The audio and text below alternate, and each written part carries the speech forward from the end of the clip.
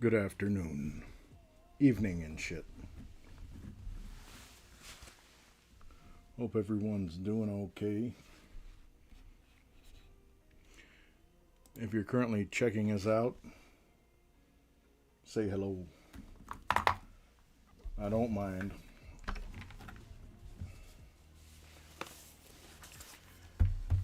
Either way, I'm going to get to this.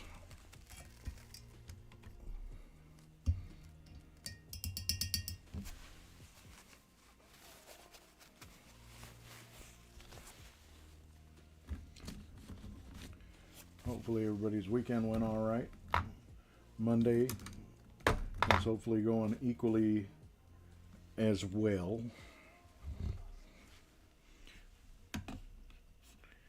Certainly hope so.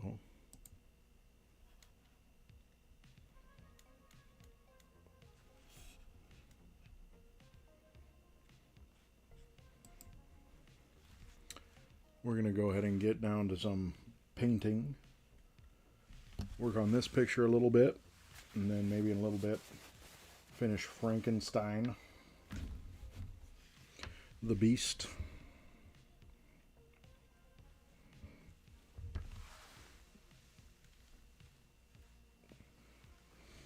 And I just want to make sure I've got everything I need in place.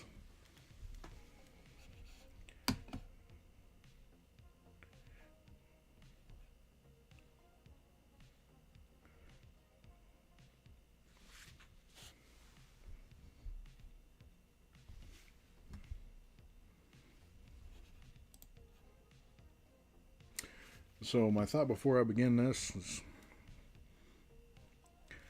the president can go to hell, and so can the meatheads working for immigration enforcement.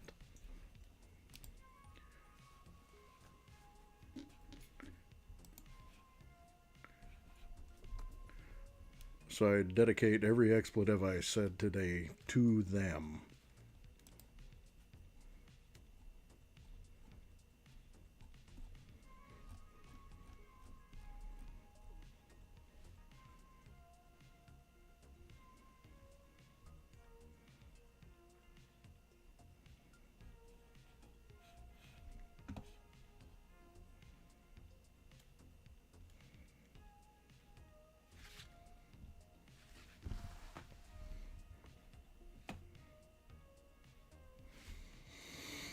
All right, let's get started.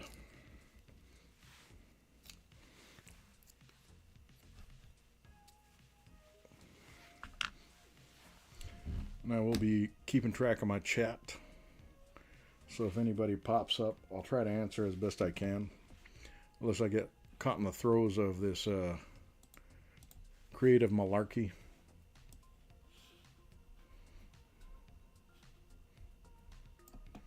So yeah, just give a shout out. In the meantime, I'm going to go ahead and step into some evil concoction.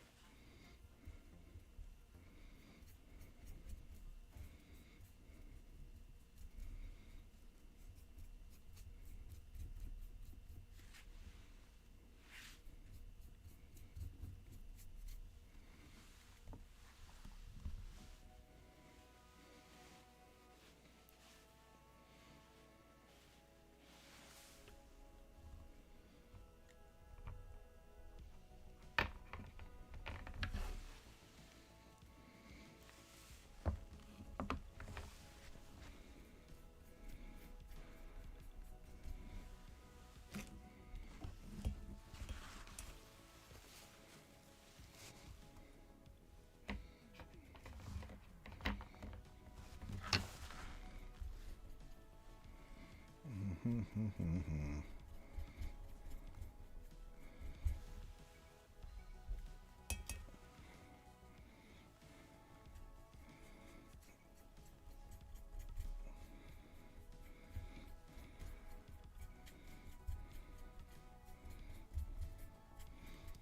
I'll be laying in some patches here. And then later on we'll go in with the gradients, shades and such.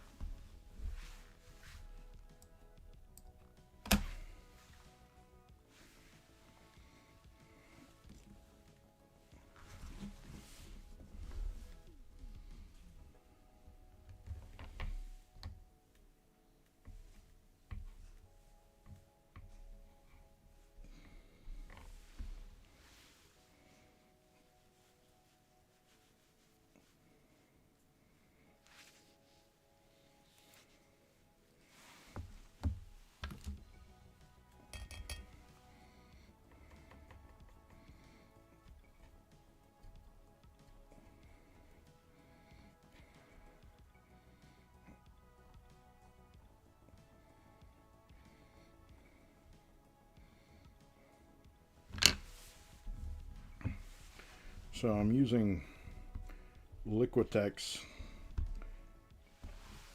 matte medium for acrylics to kind of make this paint more blendable. I have no problem admitting that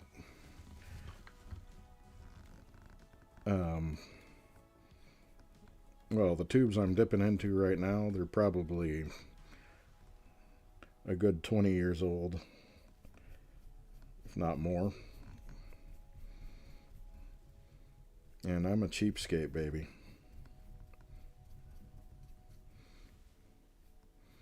And I'll spend money on art supplies when it's called for. But in general, if I've got enough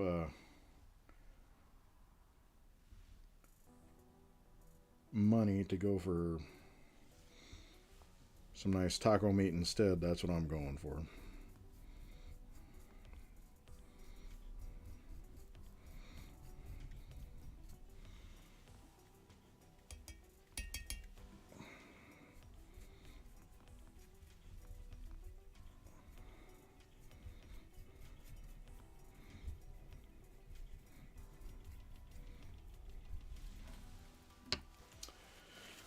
I did a little bit of a splurge on some of this stuff, however.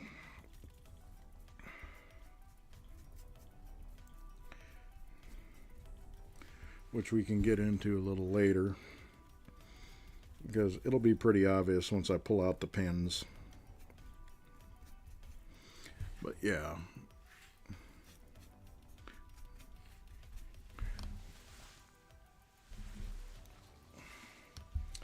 I did go ahead and buy me some acrylic pens that are very blendable. And I do mean very blendable. You know, here we go with this guy right here. And it's even just a little bit wet, but you can see it starting to melt into there. And so the colors I'm using right now, they're pretty basic, but I'm going to blend the heck out of them because I want these shades to come out right.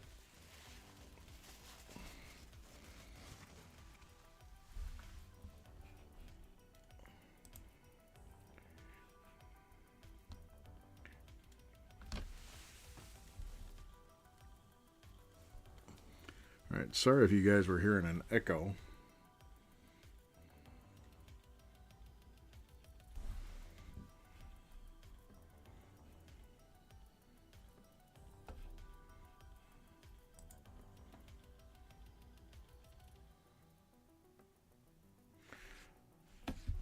Still gonna get in the hang of this guy.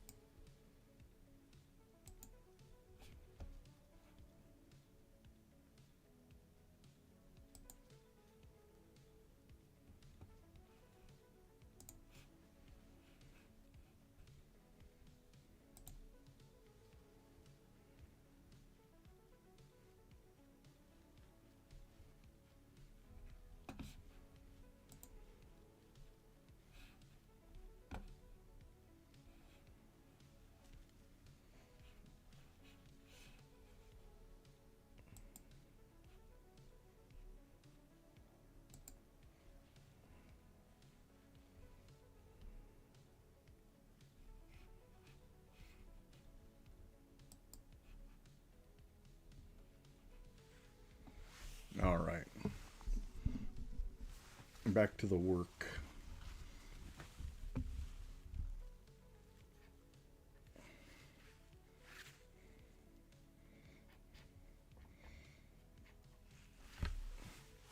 And if you're stopping by, go ahead and say hello.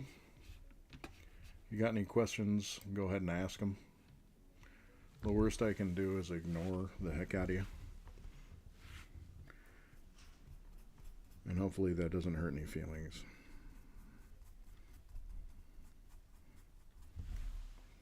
But the old man is slowly learning the format here.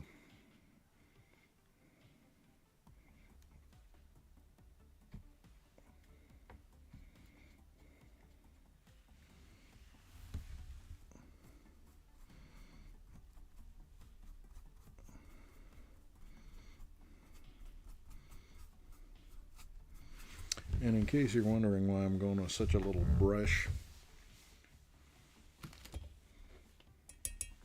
I was wondering the same thing myself just now. First answer, I didn't think of getting a bigger brush to start with. Second answer, I'm too friggin' lazy to go get one right now.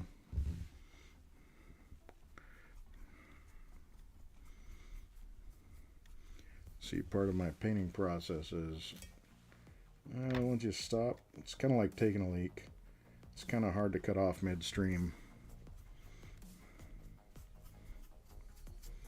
I know that's going to make sense to some.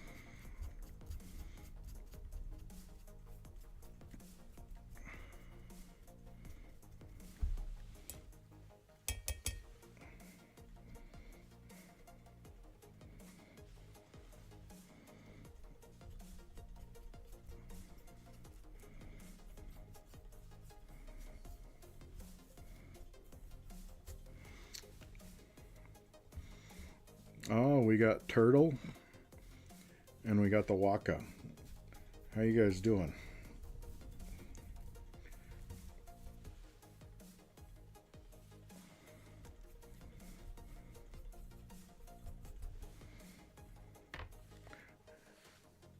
You guys having good Mondays?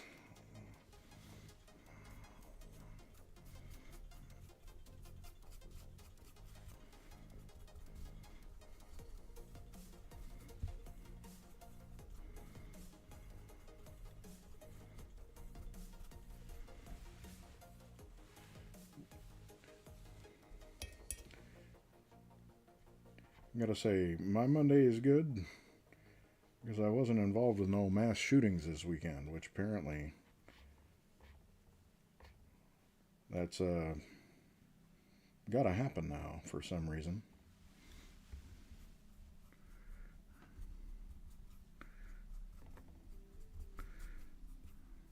But since I'm here, I'm gonna go ahead and doing some paintings.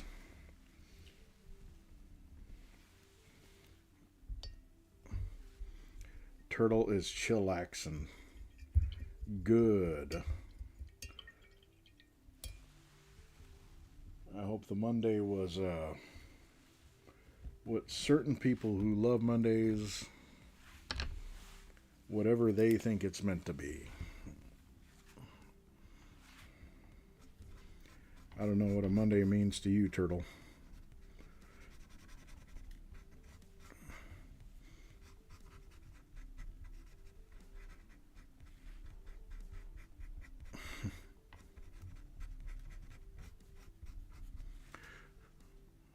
Chillaxing is the way to be, I think.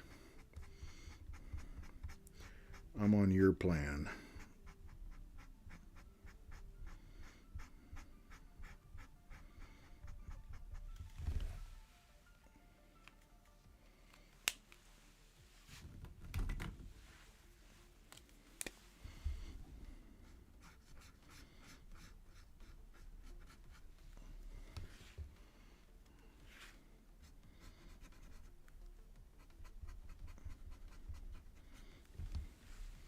Well, I might have to let that dry up a little bit before we start messing with it more. Matter of fact, I might have to grab me some white paint.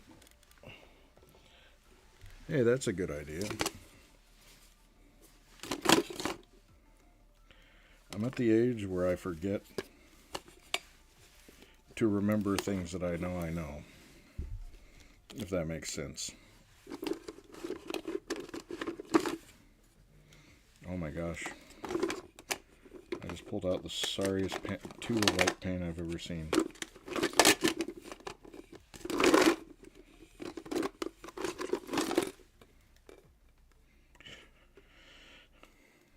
And, well, that's kind of sad. Amongst the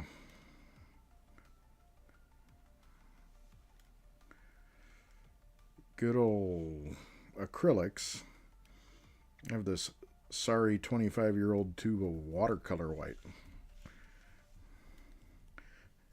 I could probably stab somebody with it, it's so dang hard.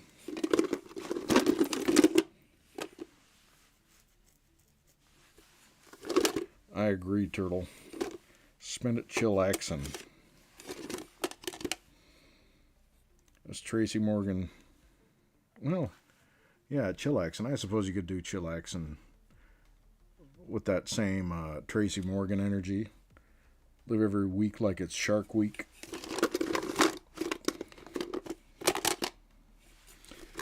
Yeah, I may have to go get another tube of colors here.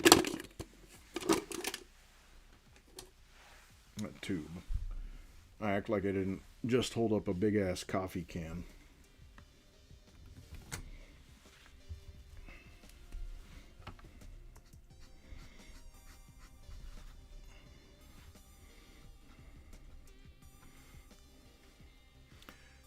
Absolutely big fair.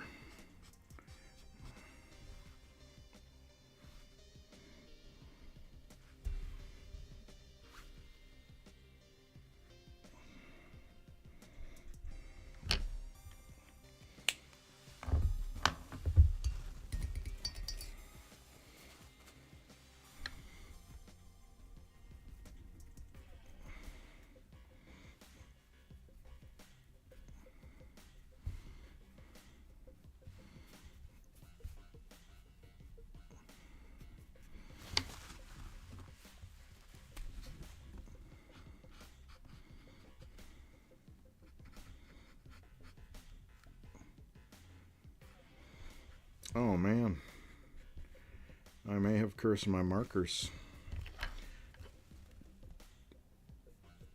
I think 3 small paintings might be the limit for these guys.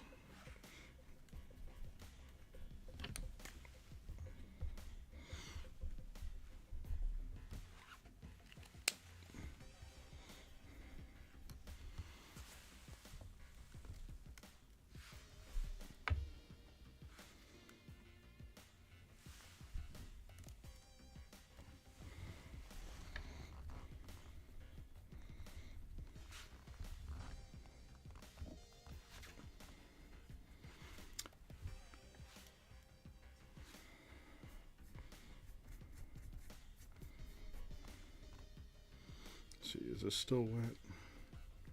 Nope, these dry pretty quick. So I'm going to have to just start laying down a lot of paint.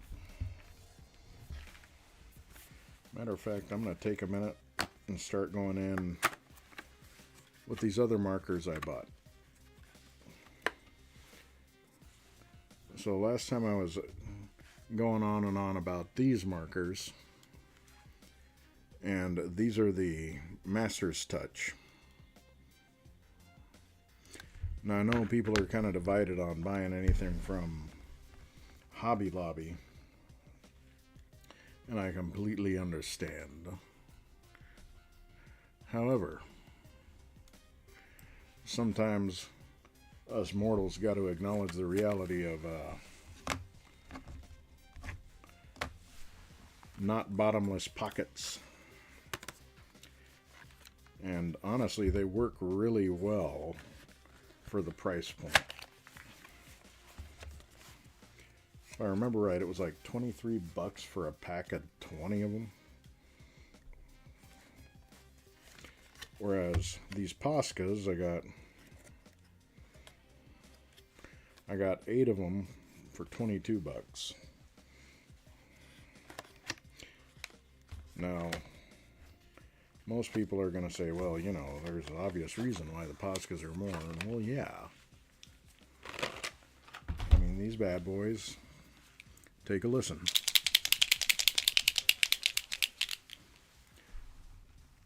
Them bitches got a shake weight in them. But their color is bright as a dream.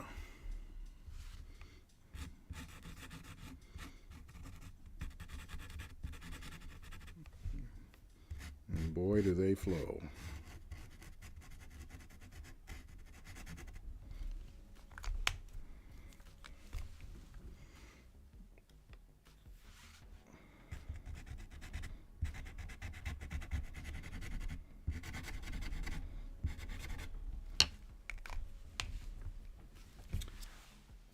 They flow kind of like Eminem and 8 Mile. In his big introduction, I never thought I'd use an Eminem comparison. Because truth be told, I've never really been a fan of his music. But if you've heard his freestyle ciphers, he's kind of peerless in a battle. Kind of like if I was a street rapper, because, you know, that was obviously something I thought about all the time. But I digress. If I was a person that was a dream of mine, I probably would not step to him.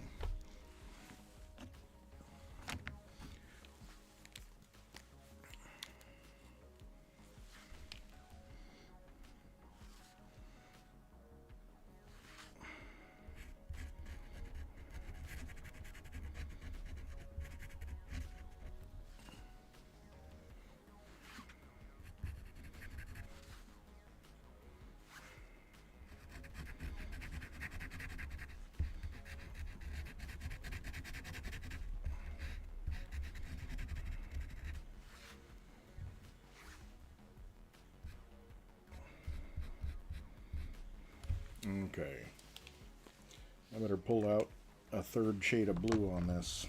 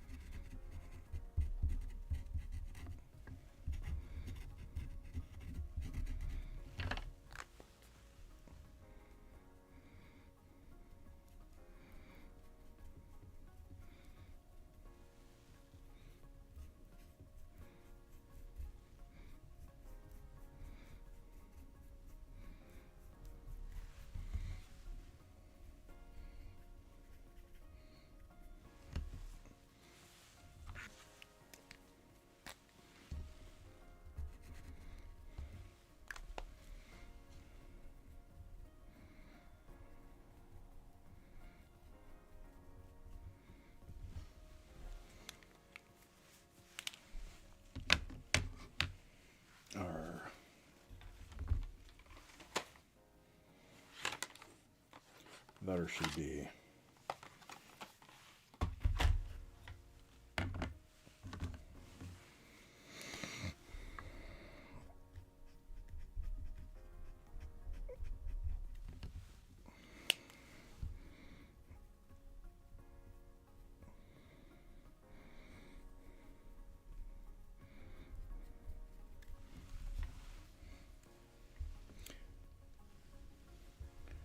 So for anyone watching,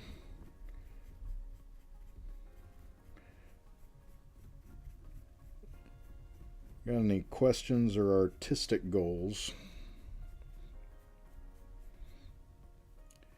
let me know and perhaps I can be of some assistance.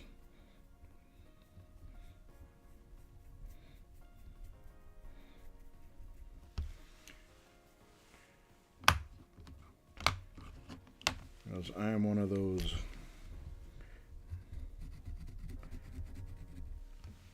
soft-hearted gents that believe that knowledge needs to be passed.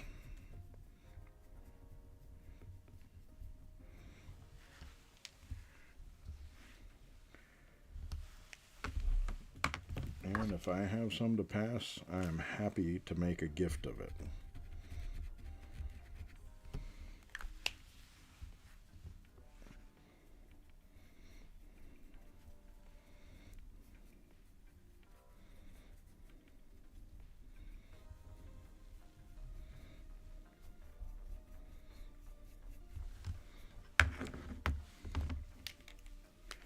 I knew there was a reason this was about my favorite paintbrush.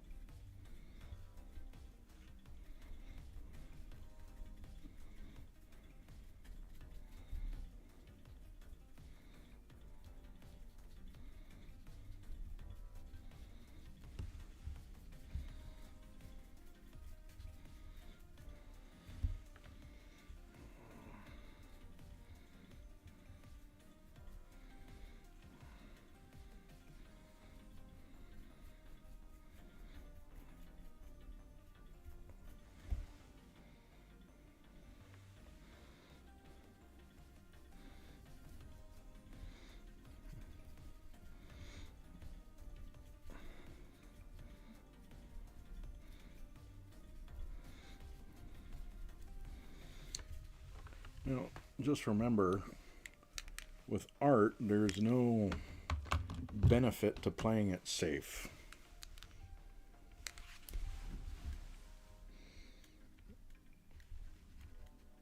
If you have a random thought, you might as well run with it.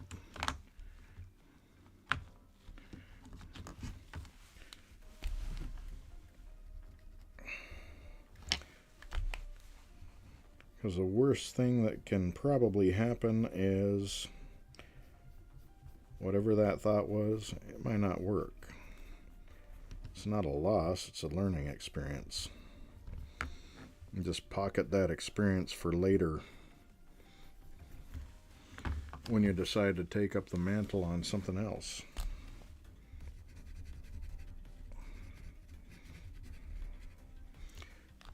Now, I do kind of like to give a bit of a dramatic element to the lighting in any works I'm doing.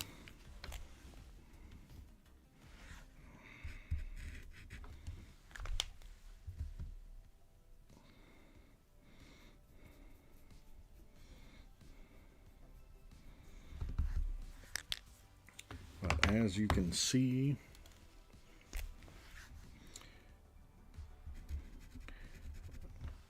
I'm trying to treat painting as you would treat an illustration,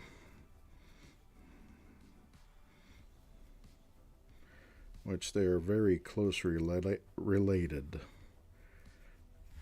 So ultimately, Norman Rockwell was not he didn't profess himself a painter. He painted, but he was an illustrator. You notice the color palettes he uses, the kind of cartoonish expressions he'll have some of his characters give. Beautiful paintings, but use a lot of the tried and true techniques that artists in places like the Disney studios used. Fleischer Studios. Those guys were around back then. straight up Popeye manufacturer. Paralyzed by the fear. Baby, ain't no messing up. See, if it's a drawing, you got erasers. But like this, paintings, it's layers. It's ultimately all trial and error. Now, I've been around some fantastic artists in my time. I did have an art teacher. I went to the Art Institute of Seattle some years ago. Long time ago. One of my instructors, his name was Bill Cumming. And Bill was a bit of a ladies' man. He was 85. And he liked to profess, which I never saw reason to doubt, because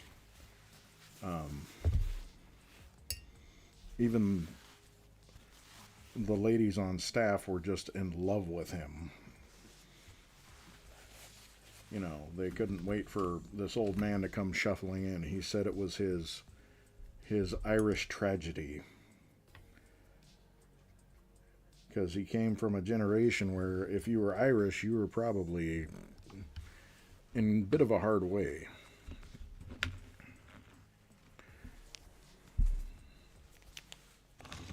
But I used to sit there, and this guy's paintings went for, you know, anywhere from $10,000 to $100,000 back in the early 2000s. And beautiful paintings. Matter of fact, if you look him up, his dealer still sells some paintings of his.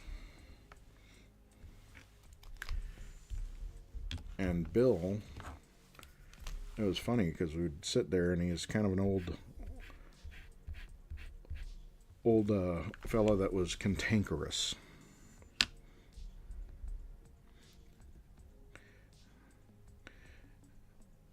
But he would have spells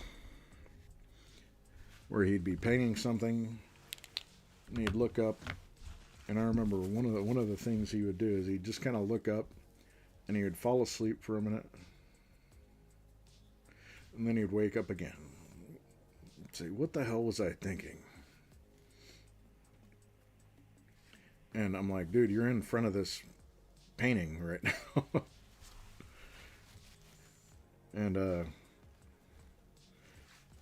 he'd say, "Oh yeah, that's just how it goes. Right now it's sleep. Used to be liquor and women." Kind of like, "Oh, I guess." Very particular kind of fella. But he would have these moments where he would do the dad expletives. He'd be like, "Ah!" And say, "Well, I screwed it up again." And he'd start marching around looking at his paintings, and he'd take the artist stance. And he always had a cane that he could flip, you know, so he looked fancy.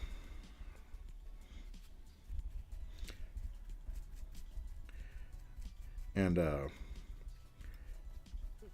he would just look at it for a minute and decide what was the best way to make it look like he didn't mess up.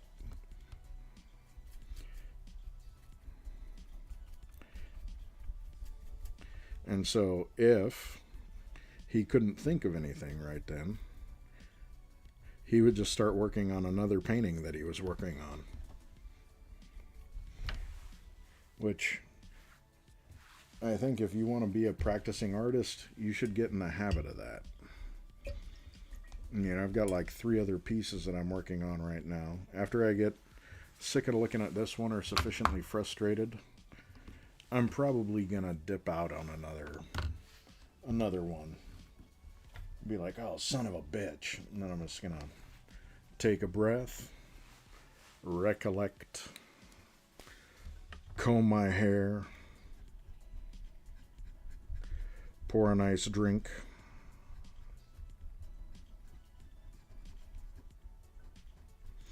recite a dirty limerick, and then go work on it. Pick up the other things I've been working on.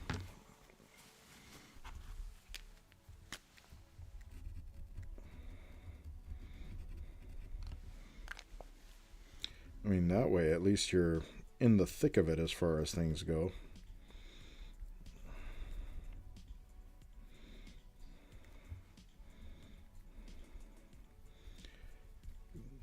Because doing paintings, making drawings, all that stuff, it's not like a race. You can't really force the creative process. You got to feel good about it. You got to feel inspired.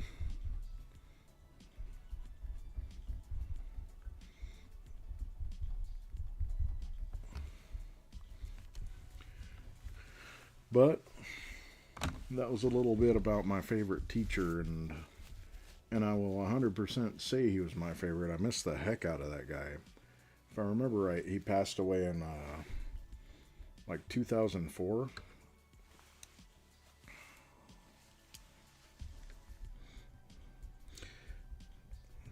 But he painted as long as he could.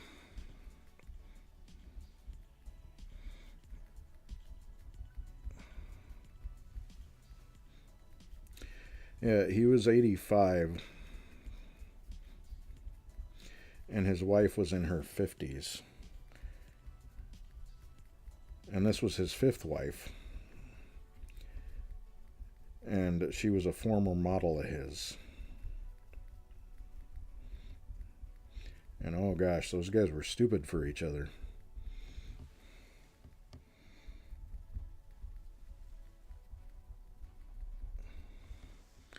But yeah, I consider myself fortunate.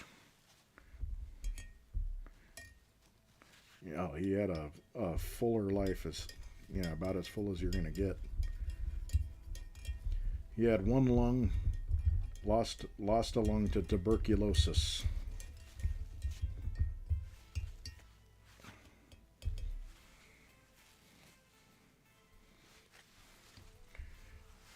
You know, back in a time when leeches were considered a cure for like toothaches and shit.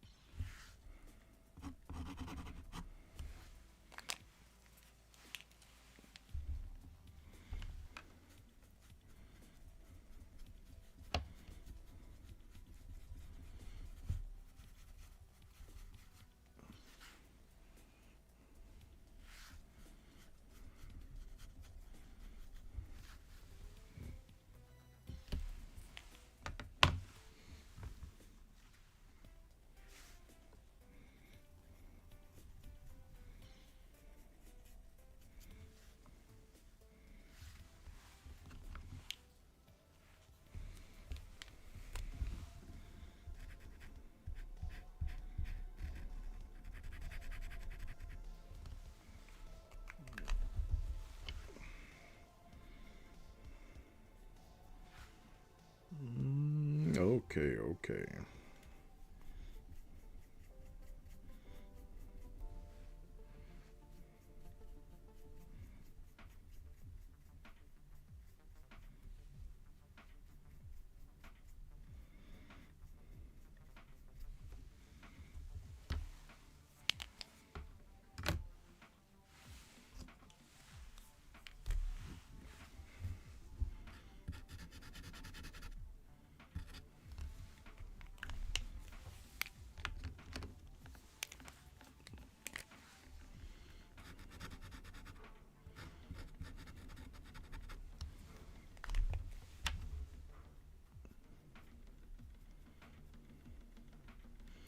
Well, I feel it. I've got some smear going on. Just felt my hand go right into it. It's official, gentlemen. I've just become a dirty boy.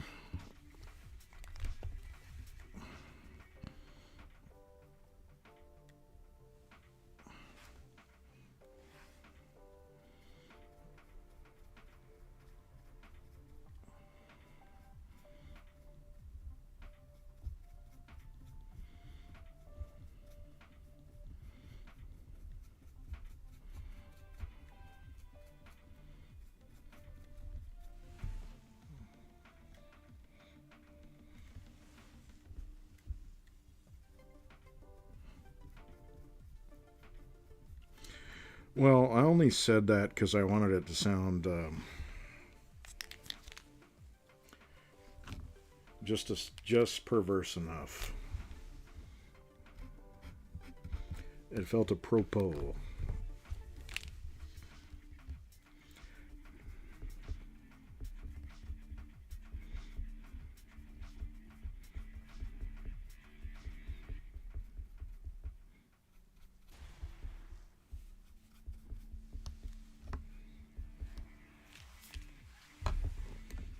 Okay, I think we can go ahead and throw some black in there.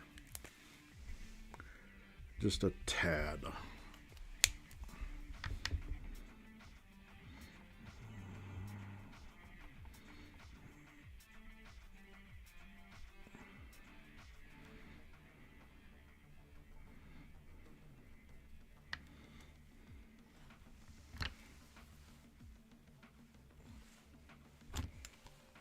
Yeah, speaking of dirty boy, I'm about to crowd this place up with markers. And yes, observe.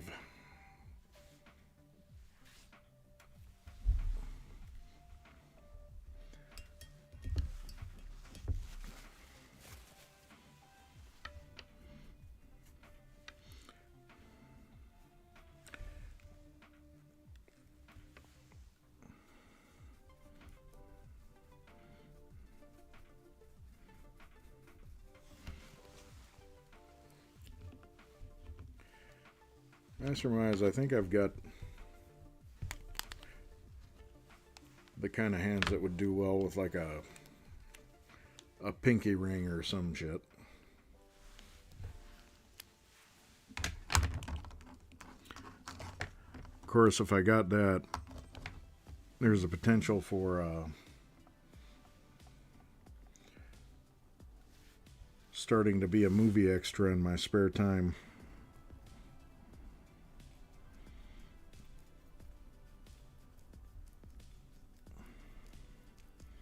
I wonder if that would work, just dress in character all the time.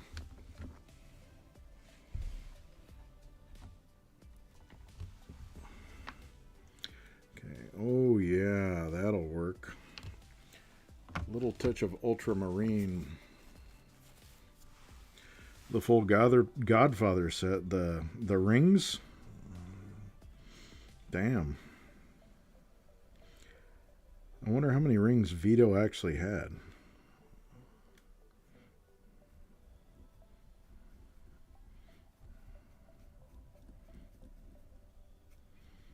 Oh yeah, ultramarine is a gorgeous shade of blue.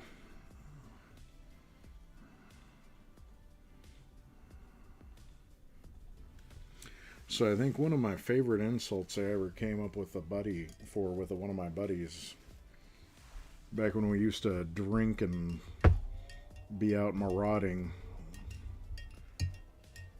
was I told him he was the Fredo of the group. Which, if you'd watch the Godfather movies, oh, Fredo, you broke my heart.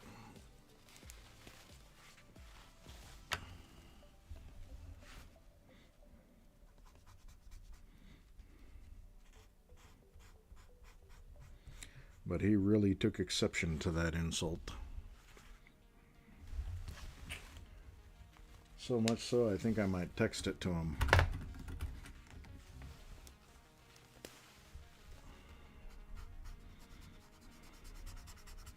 Alright, we'll give the blues a break for a minute. We're going to start laying in some reddish, some red tones.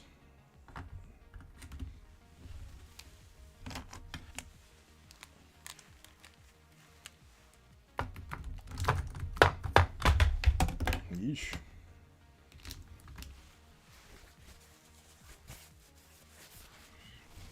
At least one ring on each finger.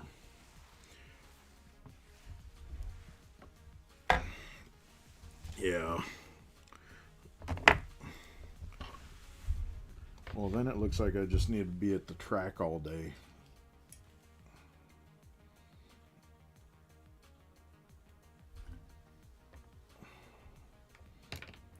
Be out at the frickin' dog races.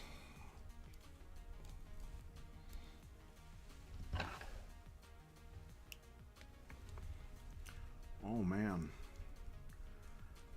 This is the disadvantage to having 20-year-old paints. This is real-time footage of constipation. Holy shit, that is not working. Alright, boys, I give up on that one. I think she's done for. Is she? Oh, no. There is hope. I just got to remember this is plastic.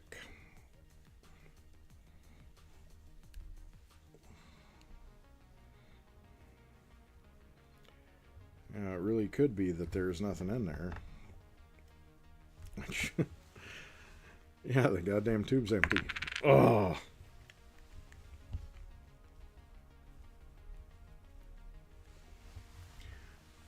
The GD tube is empty.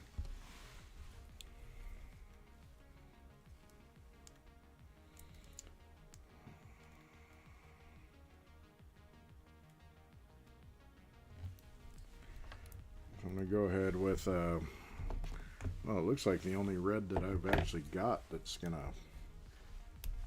let me have any of the tube. And boy, did it let me have some of the tube.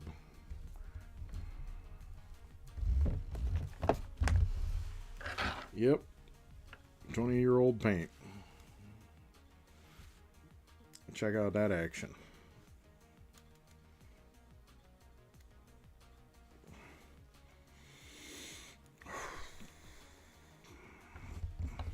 Alright, we'll go with it. What's the worst that can happen except I ruin a whole painting? Which I believe we went over my feelings on that subject earlier.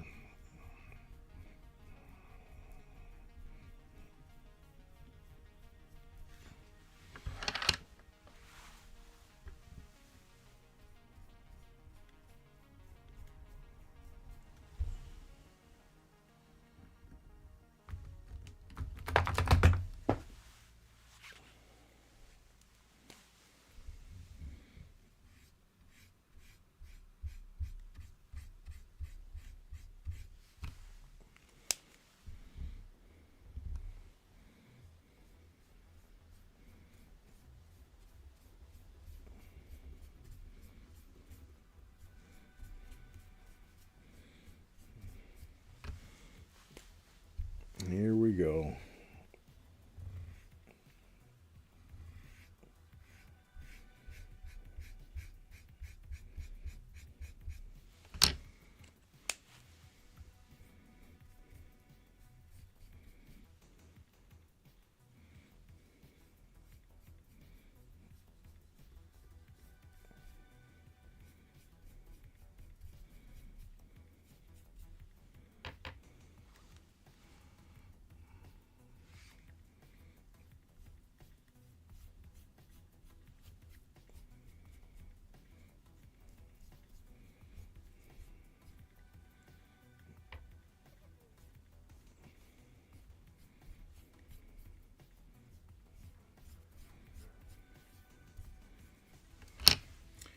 And I do believe I pointed it out earlier that these are acrylic markers.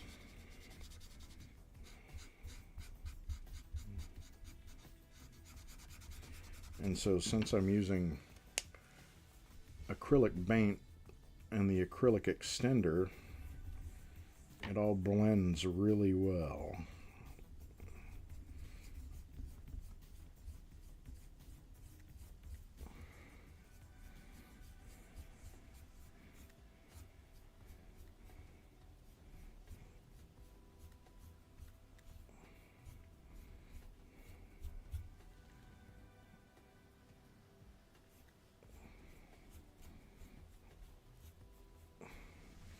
Yeah, the matte medium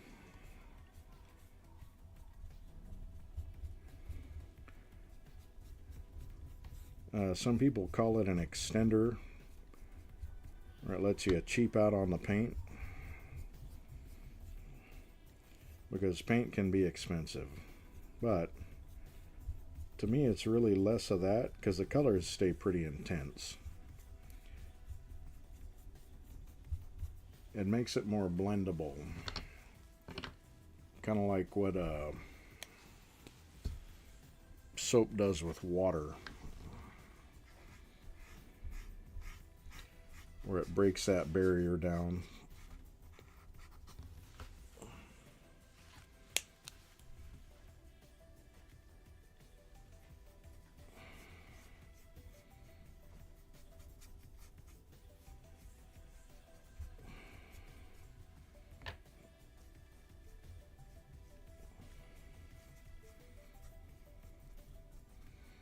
This becomes a nice substrate to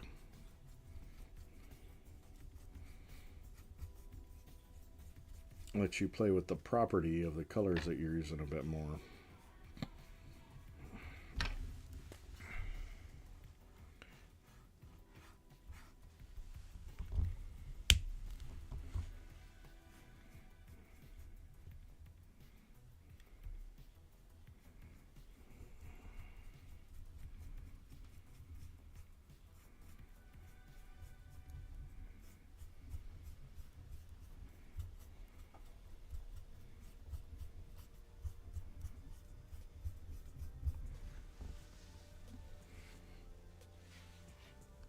Okay, I don't know if anybody can see that. I'll adjust it a little bit so that's visible.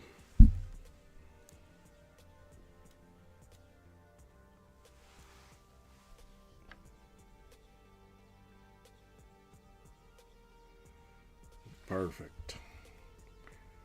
So this stuff is going to be blended later.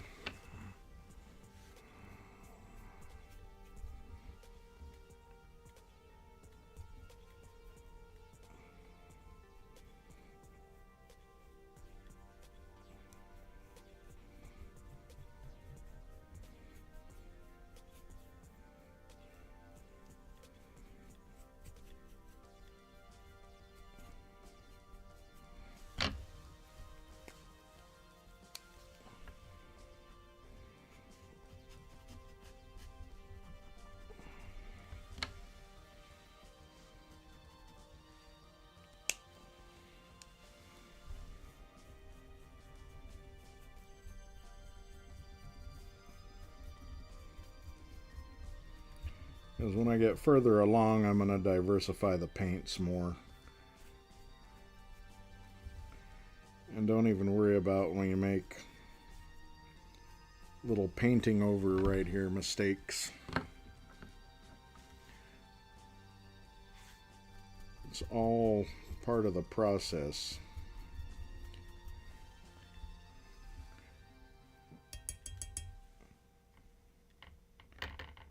Especially if you're working with layers kind of like this.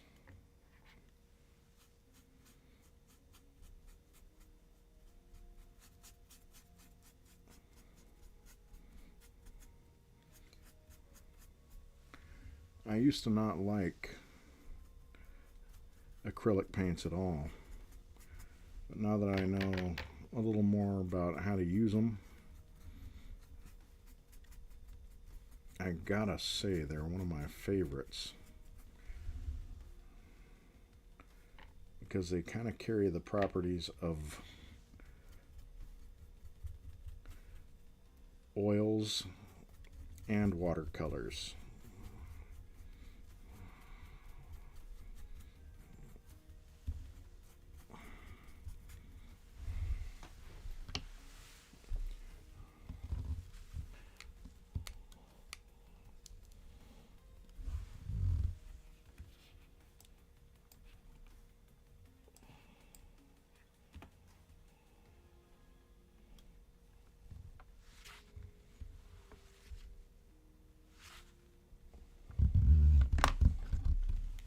This is going to be a little more of a light purple, so we'll go in with that guy, and we'll lighten it up later.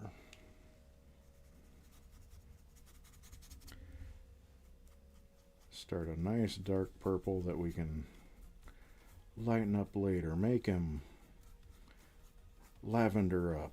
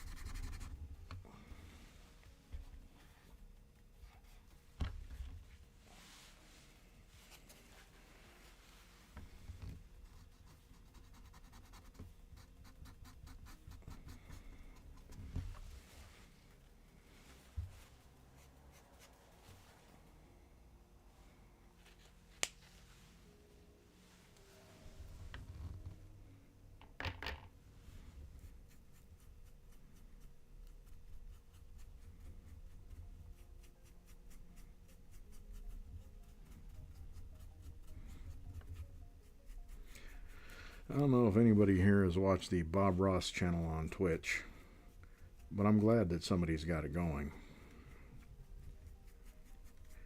I will always defer to Bob Ross.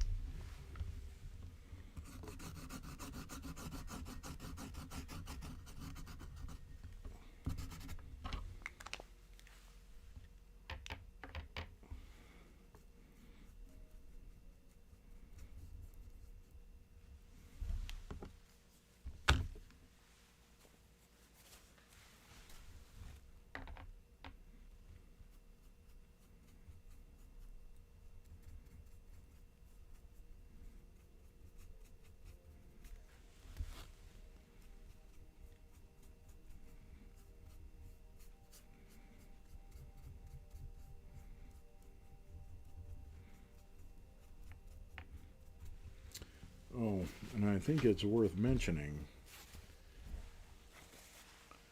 one of the cooler things about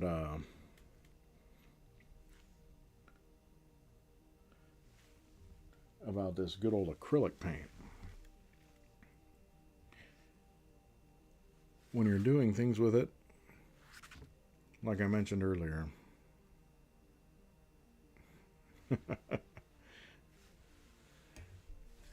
heads up on that one. Definitely. Bob Ross is always going to chill you out. Because even if I don't watch it on Twitch, every now and then I'm going to search it out on the streaming platforms. I like to hear his stories about rescuing squirrels and shit.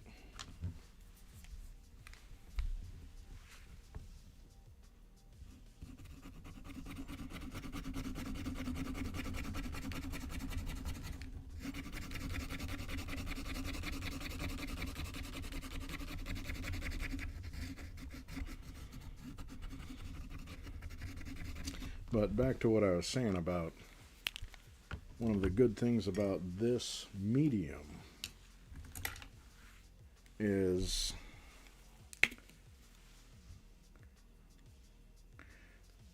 once you're done with it, if it's not to your satisfaction, or if you fully intend to, when you're done with laying down even a base layer that you plan,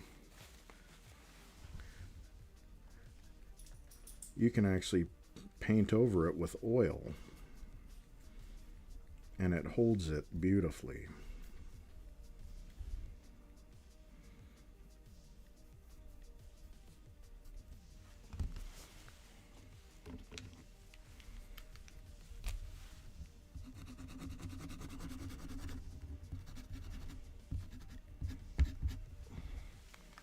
Oh shit.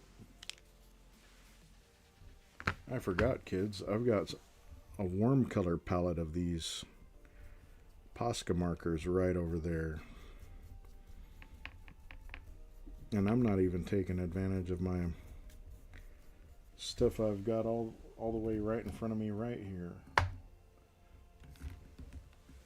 Forgive my simpishness.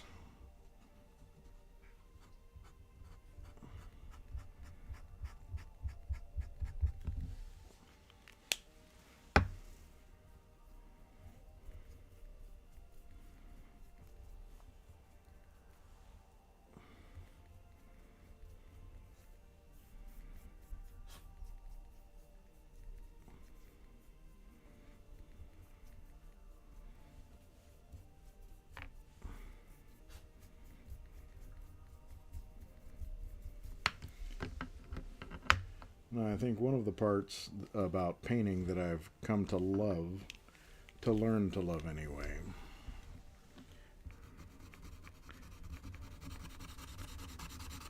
is these are the parts where I used to get frustrated when I was younger.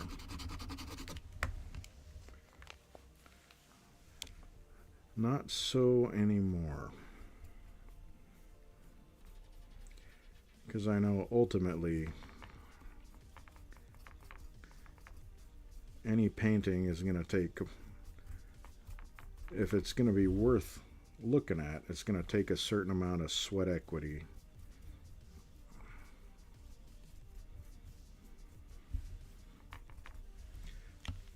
You're going to have to run into the walls.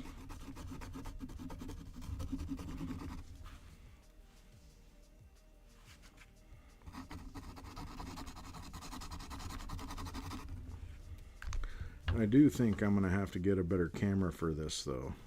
I need to have something where I can zoom out and all that jazz.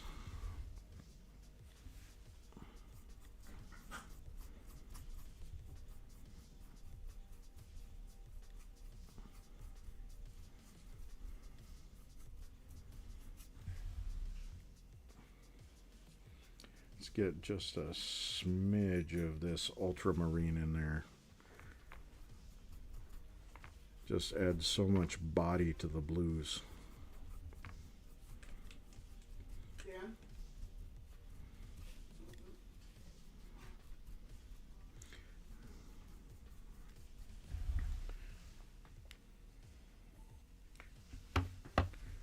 And do remember,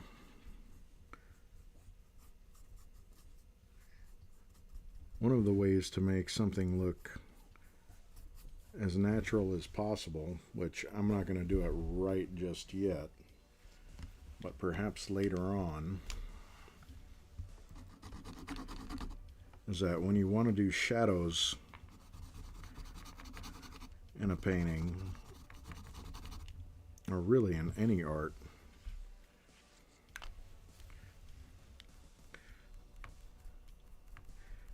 you start blending with a little bit of the color's complementary color.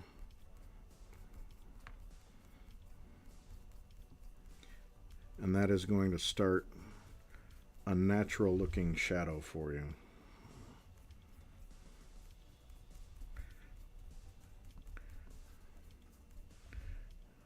It does work in digital painting too. The programmers got that right as rain with that stuff.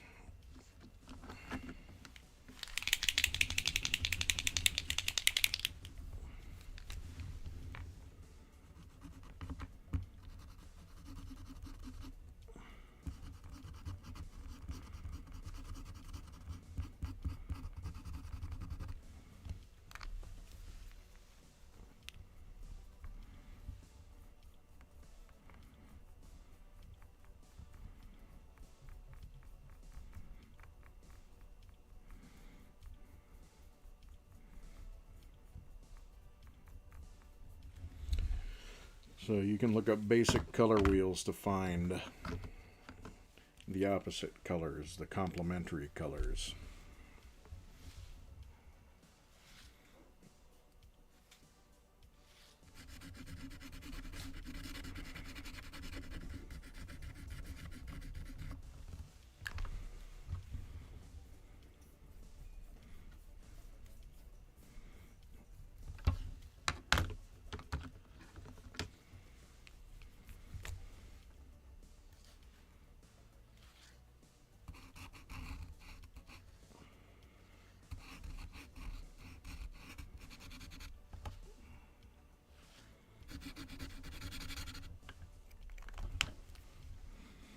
So for any of these blues, they have a nice orangey opposite.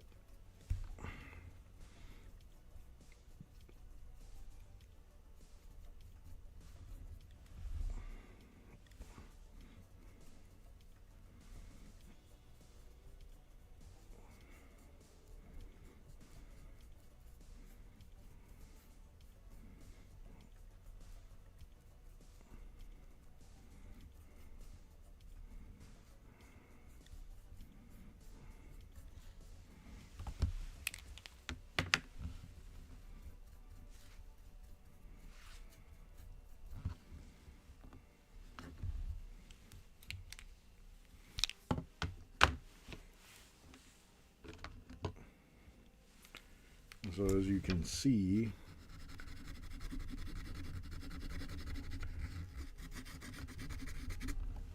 the painting is starting to look a little more like a drawing as we go along.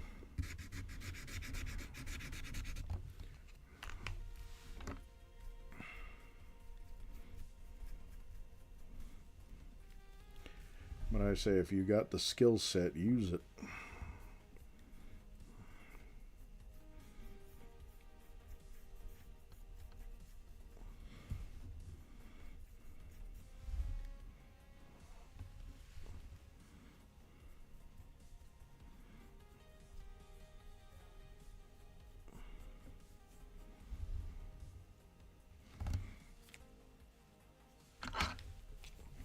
Get a little of this here so we can have a nice blend, because I want that highlight on the cheek to definitely show up later. I want that to be as strong as it possibly can be. So, and when you're painting different subjects, you want to make sure to play up distinct features. So like on this guy right here, he's got very prominent high cheek, and he's got a noticeably juts out right here. Now a lot of people have that, but it's very sharp right there.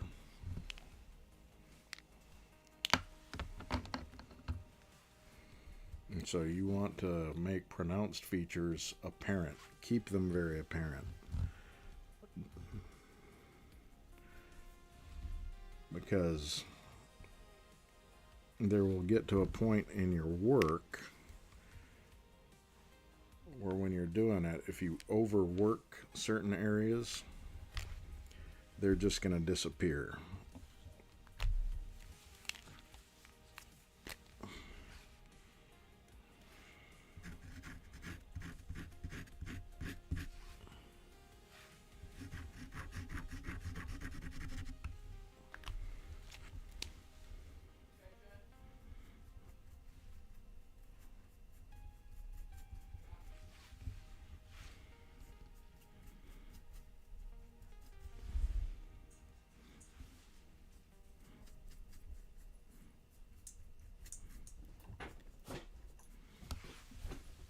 No, get out of here.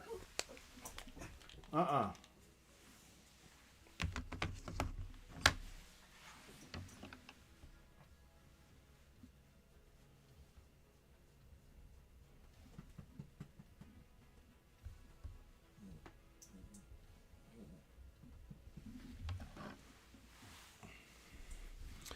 may have to take 5 here in a minute. Got a little gremlin punching me in the back.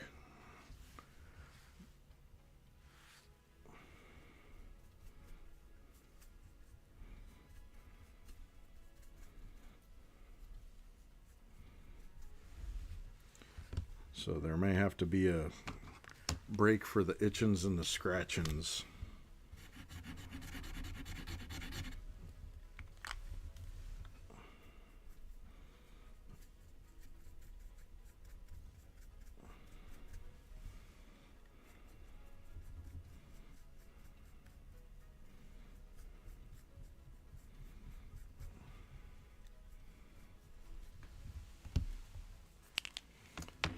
Well, it's a gremlin that weighs probably about 10-12 pounds. Has breath that makes my neck hairs stand on end. And we did adopt her. And she's lovely, except that horrible breath, which is common in older dogs.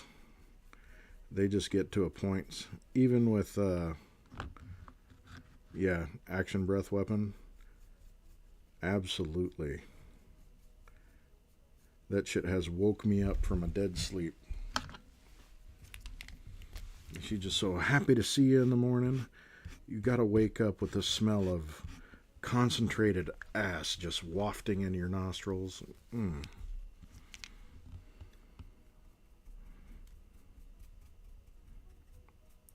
But you can't hate her because she's so damn excited to see you. And she don't know no better. It's like I said the other day. Like, what does our breath smell like to dogs? Like after we brush their teeth, they're like, "Oh, what'd you do? You brushed away everything that smells delicious."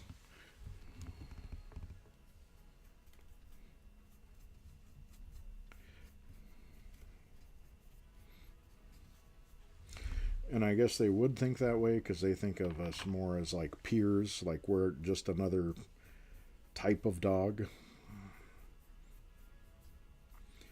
Whereas with the cats, we're more of a creature of servitude.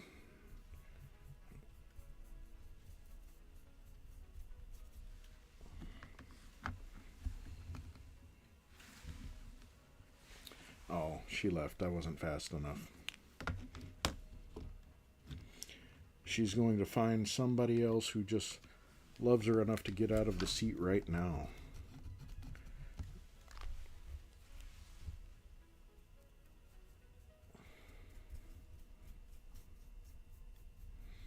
I wish you could show dogs the receipts to let them know who buys the snacks. Little punks.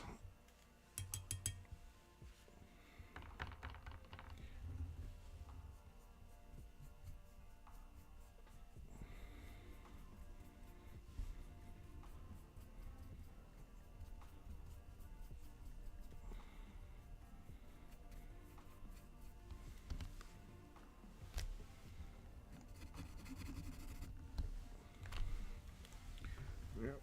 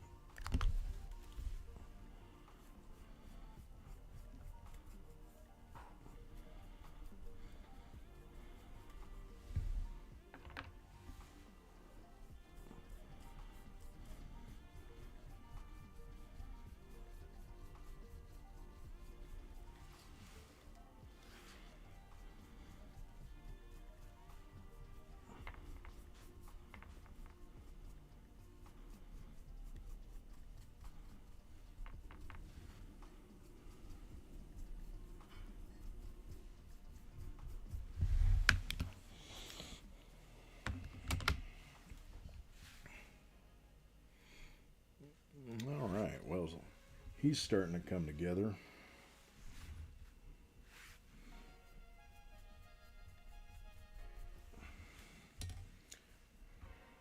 Not bad. I'll just leave that part alone till it dries out a little more.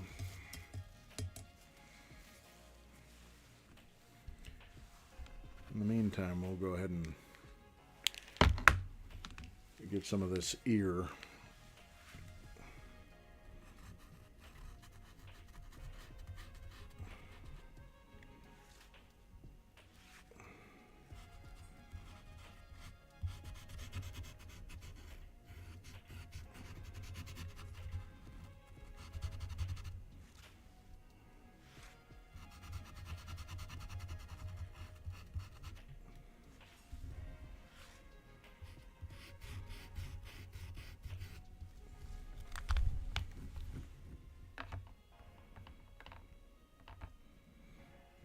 All right.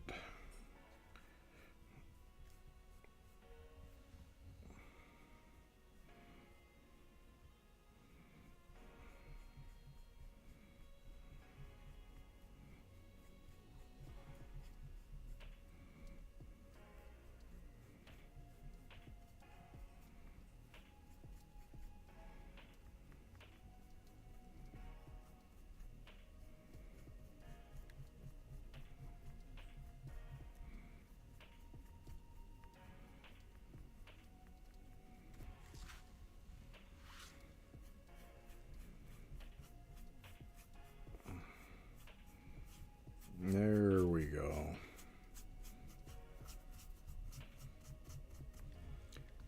Starting to carry that lavender color in the photograph.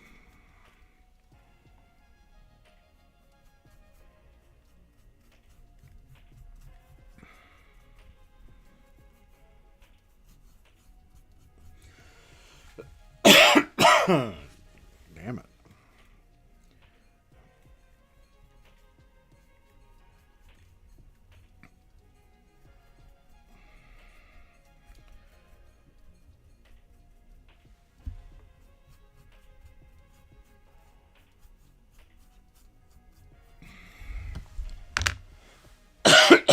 Got to put in the work.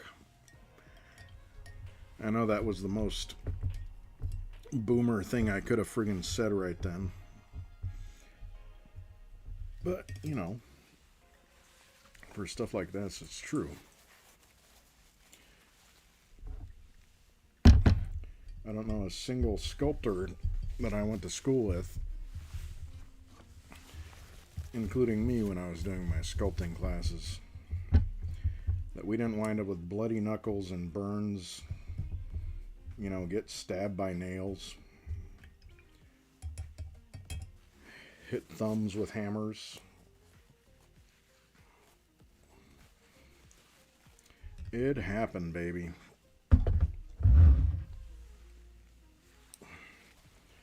Wasn't terribly happy about it.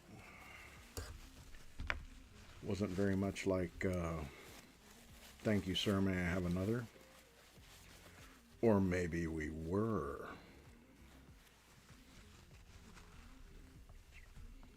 Yeah. I'll never tell.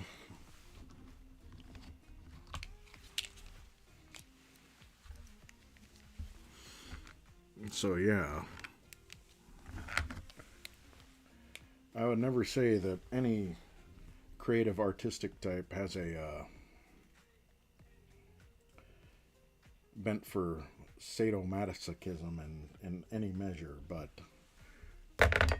I will heavily goddamn imply it.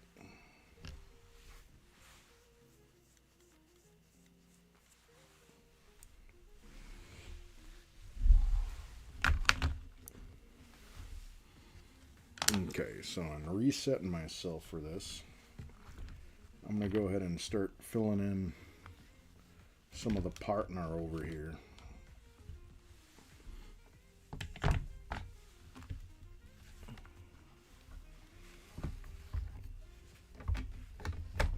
And in the photograph, he's pretty nondescript.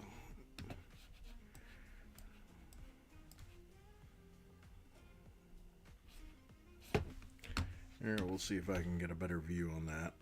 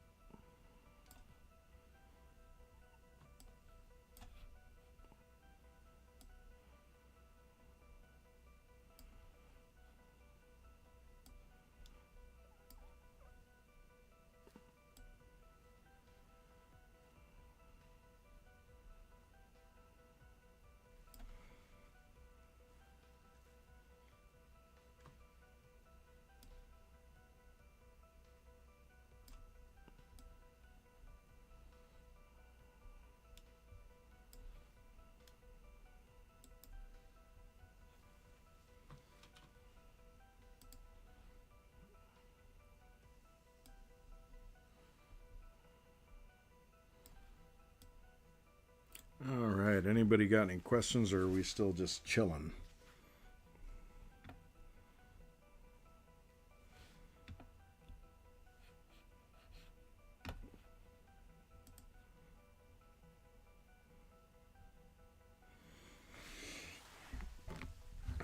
Alright, this part is considerably darker. I can go to town a little more on it.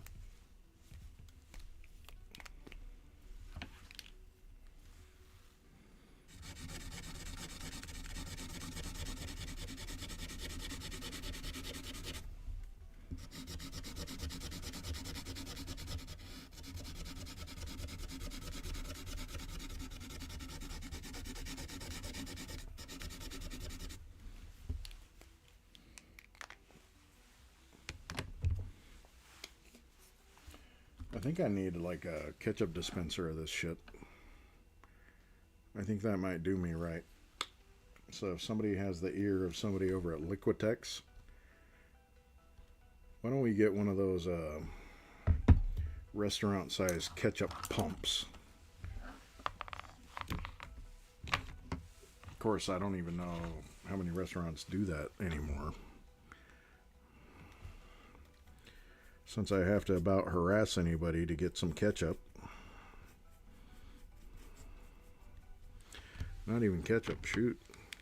If anybody's been to Taco Bell lately, it's like pulling teeth to get more than like 2 hot sauces. I know when that happens, they probably get the orders from corporate.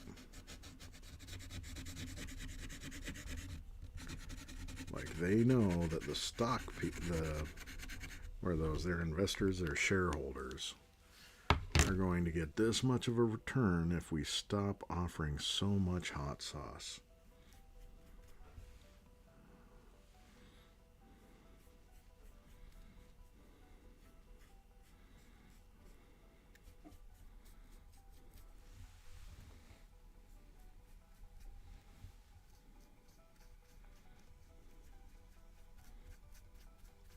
Which, coincidentally, I don't mind that so much when it comes to, say, a taco joint. But I got a bit of a problem with it when it comes to healthcare. So I've got an enormous problem with it.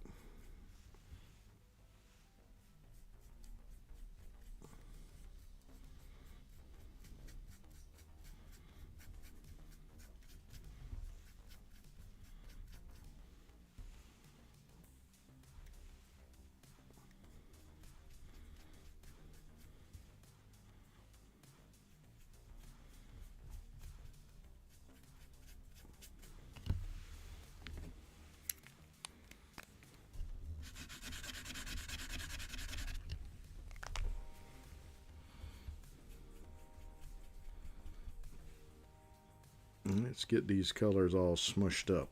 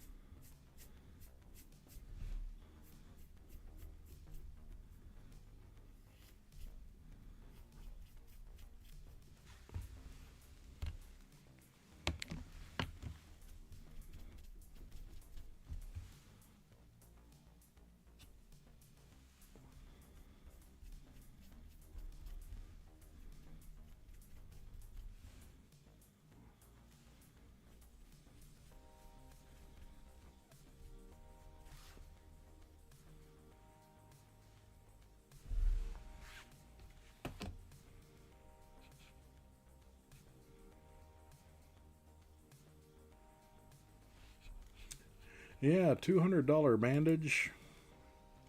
That's one of those things that grinds my gears.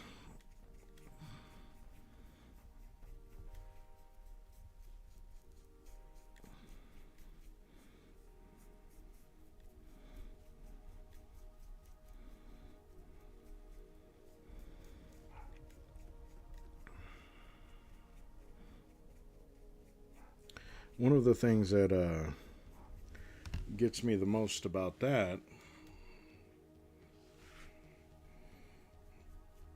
is, and I remember this, it was brought to my attention by someone who I was just speaking with, aka my mother.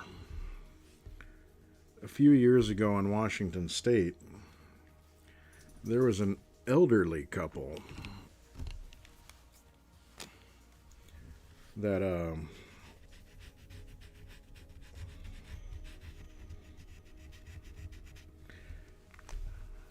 they had accumulated sizable medical debt. And, you know, they were elderly now. And when you're elderly, health stuff happens. So they had pretty much worked their lives and, you know, come this what should be their golden age, they started getting affliction after affliction and accumulating more and more debt because their coverage was not ample enough to cover their conditions. And so they had gotten to the point where they just, you know, it was bankruptcy time, you know, in their golden years. So if somebody's in their 60s or 70s, they should not be facing the prospect of this. But this happened, which I feel is probably going to become more common. So long and short, they knew what was going to happen. They knew the collectors were going to start coming, and just piece by piece, things were going to start going. And so they had worked their whole lives for lots and lots of stuff, which, you know, pretty much the sum of it, they had to start selling things, and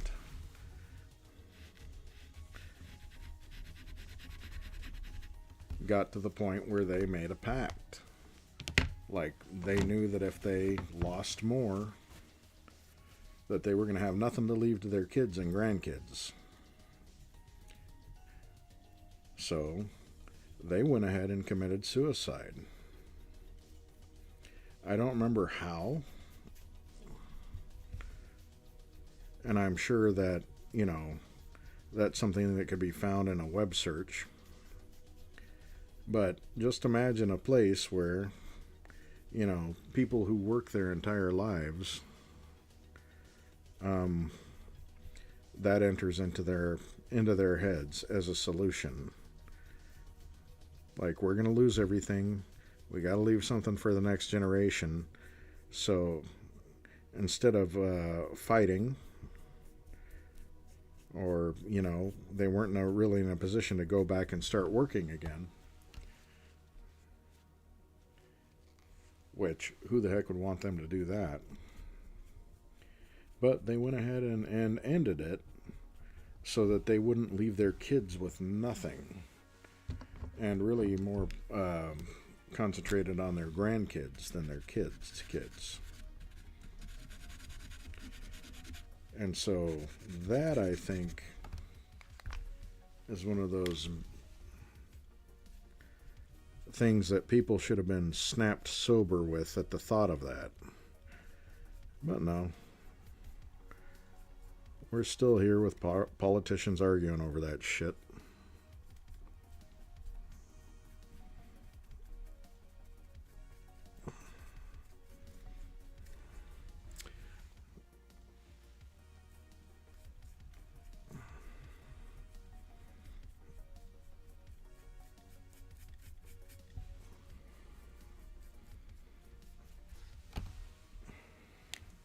So that's the warm and fuzzy thought.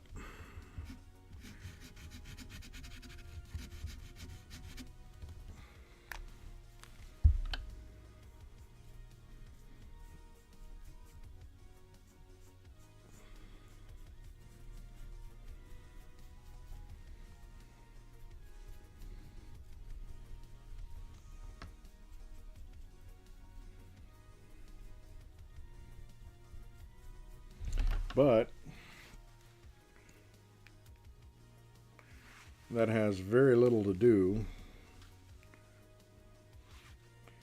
after it's saying something sufficiently depressing, the thought of elderly suicide over medical debt. Let's get back to blending. Yes, yes.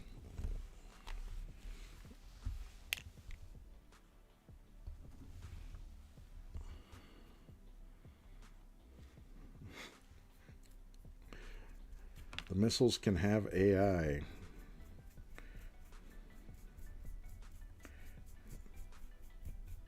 Yeah.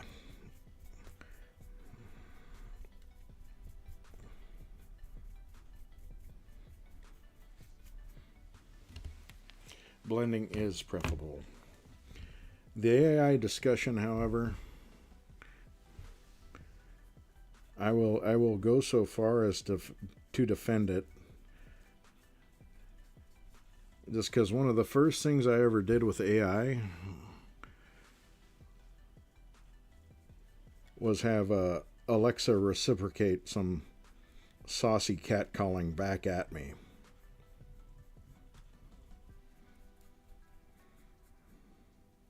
Or do you know what? It wasn't Alexa. It was a little minx Cortana. Holy shit.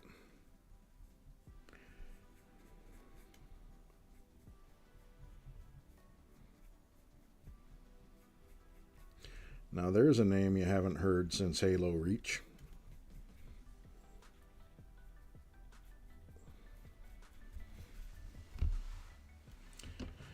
But the blending. Yes, back to the blending. Let us explore this technique.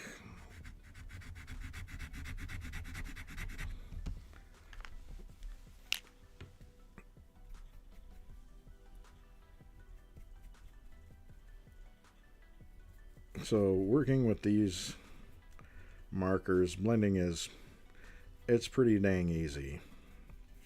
And since you can go so many layers deep, you want to be sure, and on base layers, you want to try to get as many of the little pockets, the cups in the canvas, filled in.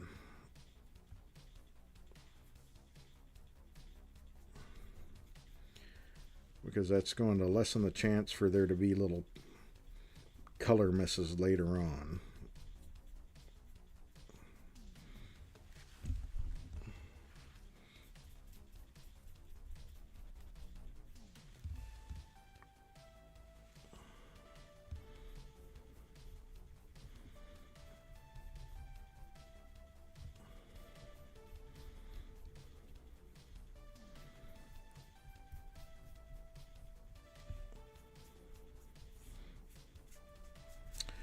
I don't know why, this song makes me want to go play Outrun. And god damn it, if you don't know what Outrun is, I don't want to know you. So you better look up Outrun right quick. And you will understand why arcades in the 80s are still a place that if a fella has a chance to visit, I might knock kids over on the way in.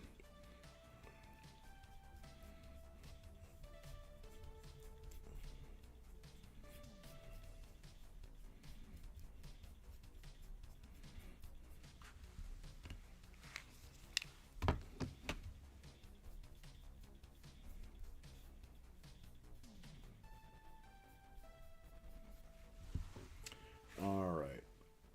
I'm actually gonna have to be a bit radical on this.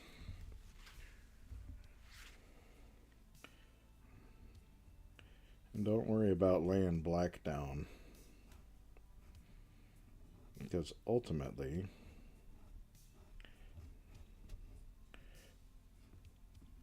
this medium is fairly forgiving, since you can pile on a heck of a lot of layers. Well, I should say you can, as long as your paint isn't too thick to begin with.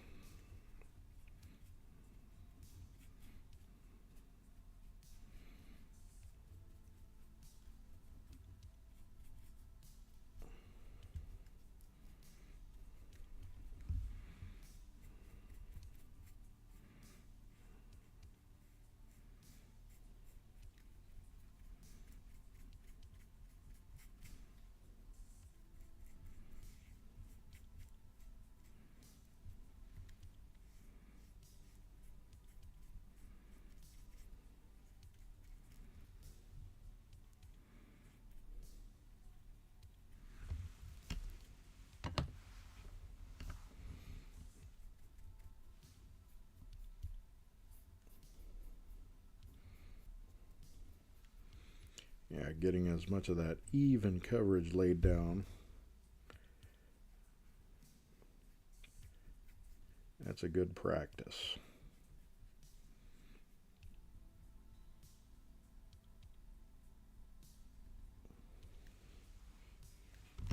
And like I said, if there's mess ups, they can be cleaned up later.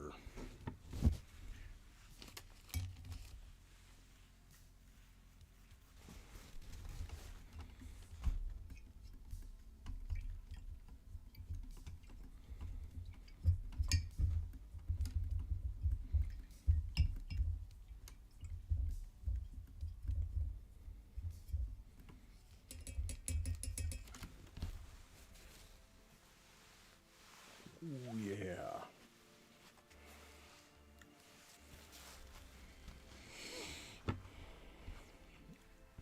And I don't know if you can see, but all the way down there in the corner, down by our gentleman's chin, the fellow on the right, just behind the cleft where his chin goes inward and juts out into his bottom lip, there is a very, very subtle highlight of that reddish pinkish light. And so I know I've gone really dark on this, but that's something that ultimately later on that is going to be brought back into the fold, baby.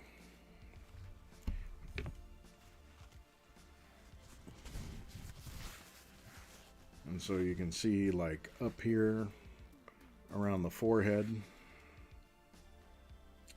yeah, that's going to be dealt with as well, because there's some red in there, and those are things that I do want to come through in the painting.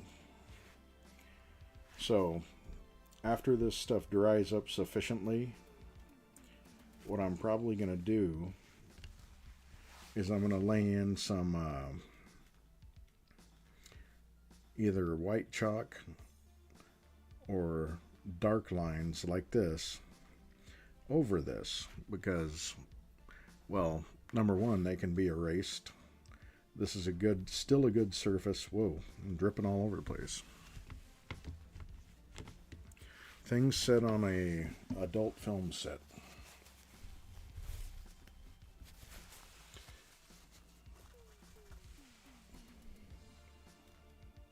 And I completely lost my train of thought with that. I digress. Lines can be erased, but depending on what you use, you can also just paint over it, and it's not going to damage anything.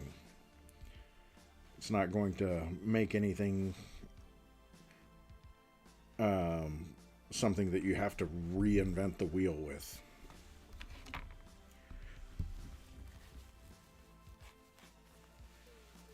But I think this is, god damn it. I opened a window and I have a gnat. I don't know why there's a screen there. Must be a sign of the end of days.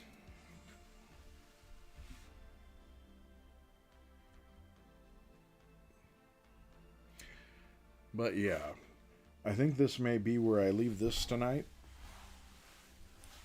I think I'm going to take about a 5-minute break, wash my scumbag hands, and I'm going to come back, do a little bit of work on some ink drawings, because I don't see why not. It's Monday. Might as well start the week by throwing everything at it.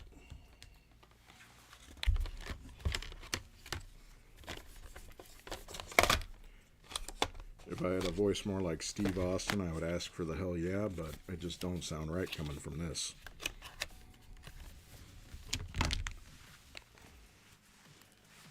But if any of you guys have any basic questions, or even not basic questions, complicated shit, I'm happy to take a stab at it.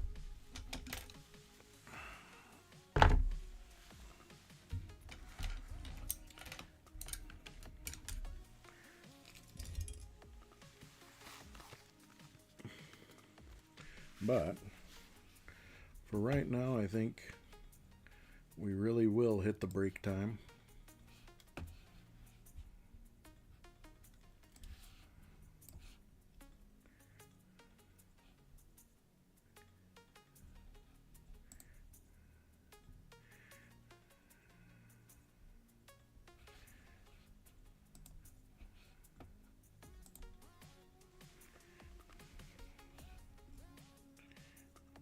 And I will be coming back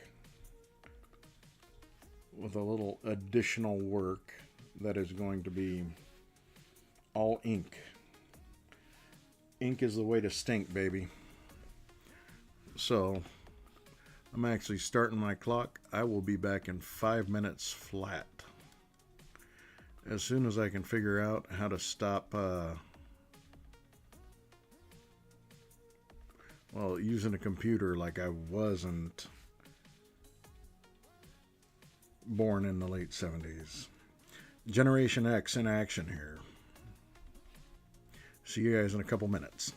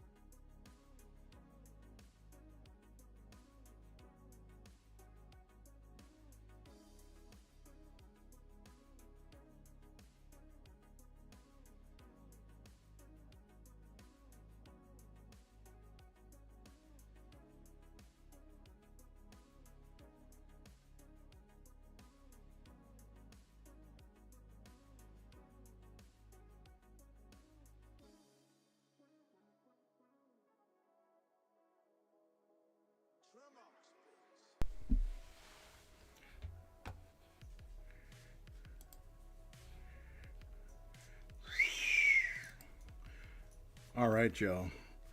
We're about to get into some shit. Yeah. Speaking of shit, come on. Come on. Oh. Yep. This is a stinky, smelly girl that when I'm not paying enough attention, she starts shoving me in the back. And she's got that death breath. But she's the baby. And she's always starting shit with her brother. But, you know, she's an old lady. She deserves her happiness. She deserves her snacks. She deserves the itches and the scratches. So I do not apologize for that shit ever. All right, we're going to go ahead and leave these gentlemen to their own devices. That concludes the painting portion of the evening. And so what I'm doing right now, I did this drawing quite a while ago. This was a ink drawing that I did with some straight up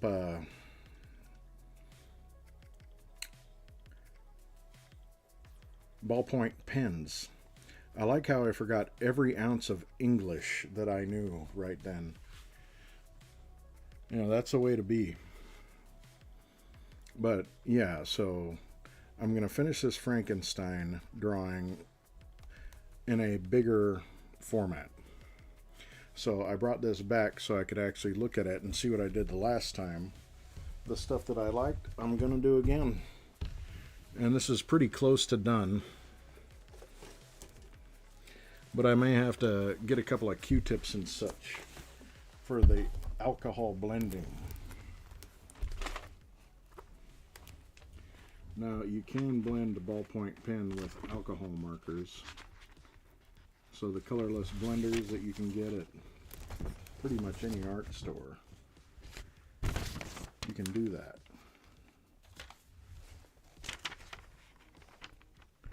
But the other one I'm working on, Steve the Hare Harrington.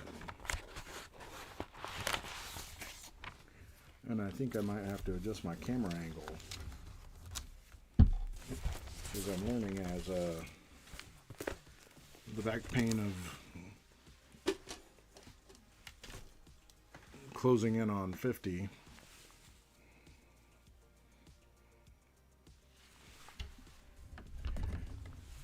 It's not a good way to be as a artiste or a wannabe artiste.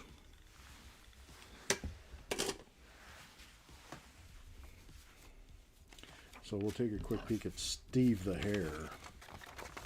So this is where I left off last time we were working on him. So there is a long distance to travel.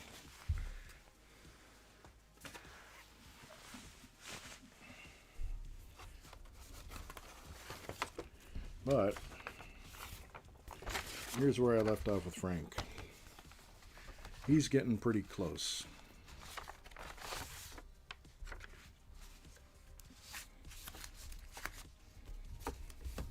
And so I'm going to work on him today.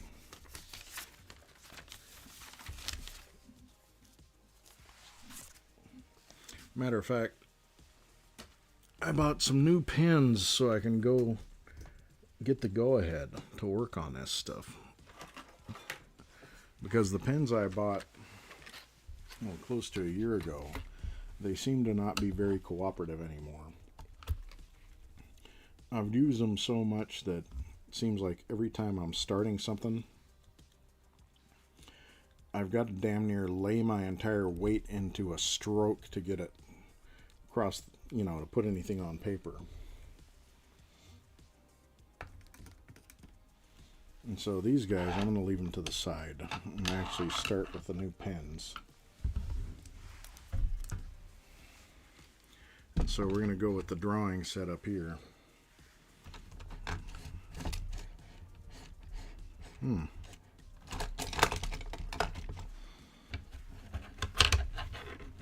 Getting my stylus.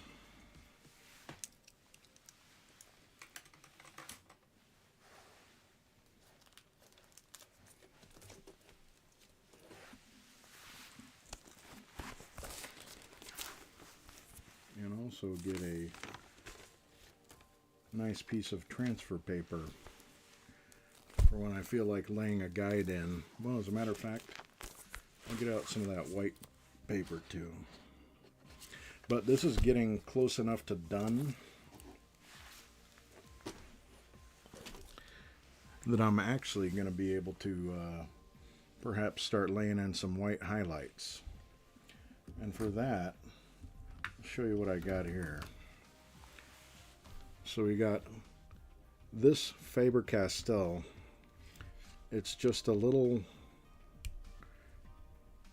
white brush pen. Now it's opaque. This stuff doesn't build up really well. It can, but not terribly well. Now this you can get really fine lines with. This guy, a jelly roll, the white is much more intense, brighter. I haven't tried to blend it yet with any sort of a brush, but for highlights, if you need a highlight that is a little bit wider than this brush, this will work perfectly. Just make sure that the highlight you're trying to get is fairly intense. And the other things you can use, don't tell anyone, but you can use chalk. I've used chalk plenty. I'm a cheater. I'm a bastard. So I'm actually going to set up my reference picture over here, my other drawing I made of Frankenstein. And hopefully I'll be able to keep it up.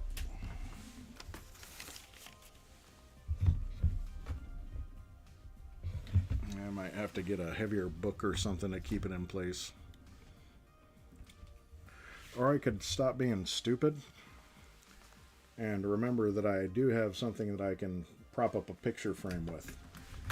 And that's actually what it's made for. So I'm going to get up and go get that.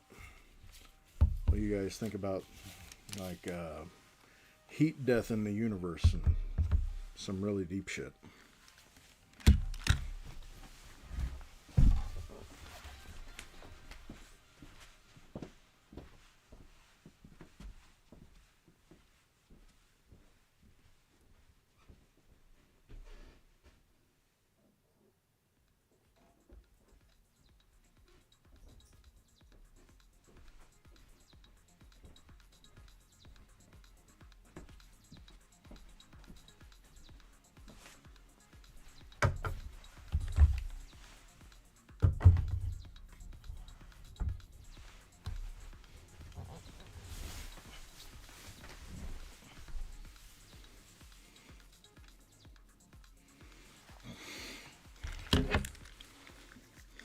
Perfect.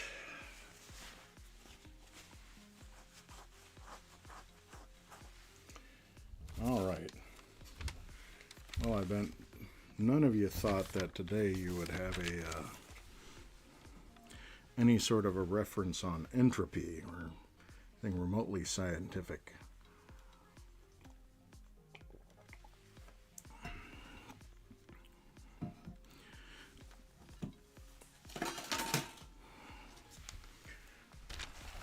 Somebody wants to keep it light, we could go ahead and get into some discussions about the cross-pollinizations of different potato species in Mesoamerica. For shits and giggles.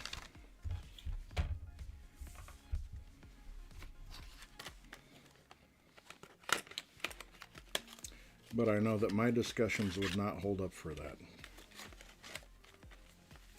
I would get my monkey ass whipped by anybody who's currently taking earth science.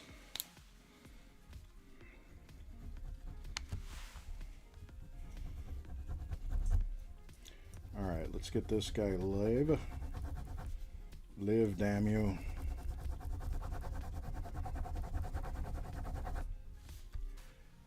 Don't fail me, Bic. There you go. Oh, look at that. Lovely jet black. Oh man, she's going on like butter. This is going to be a good evening.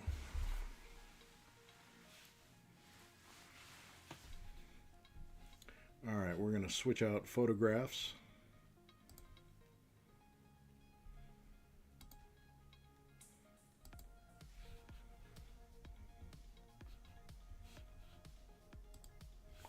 And this will be just a moment.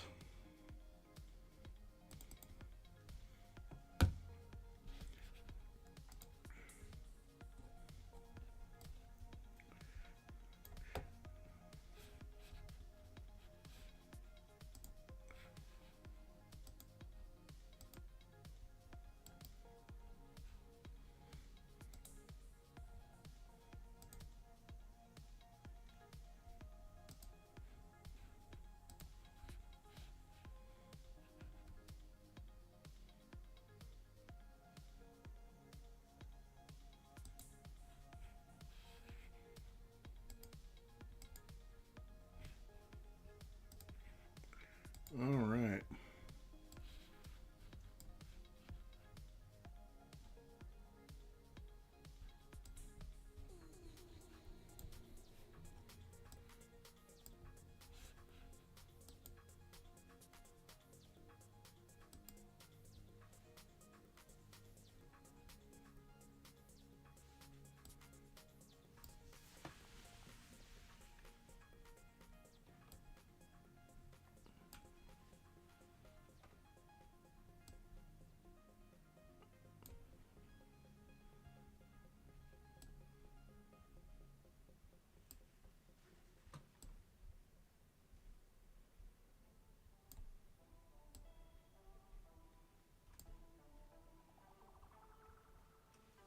All right.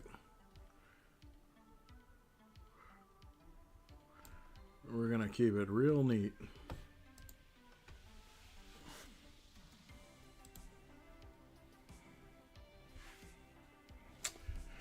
And there he is, ladies and germs. Let's see if we can get Mr. Karloff looking like he had some restful sleep. Get some oil of Olay up at play in here.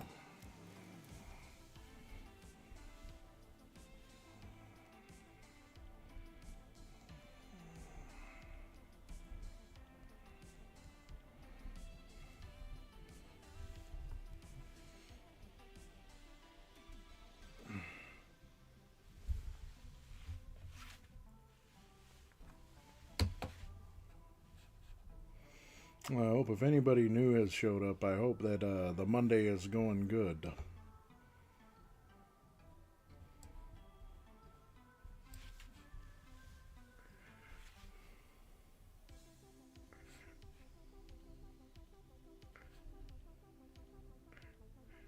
Feeling very good about making artwork here today. And then I look up and I see the headline. Oh, man. Healthcare crisis looming. I think we'll only need the one pen.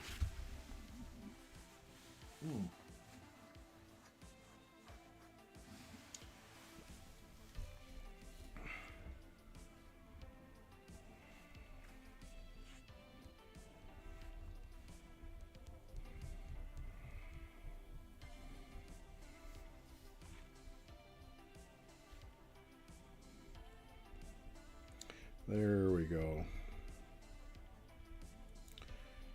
That's what we needed. We needed a new pen that was able to concentrate that lovely velvety darkest black possible.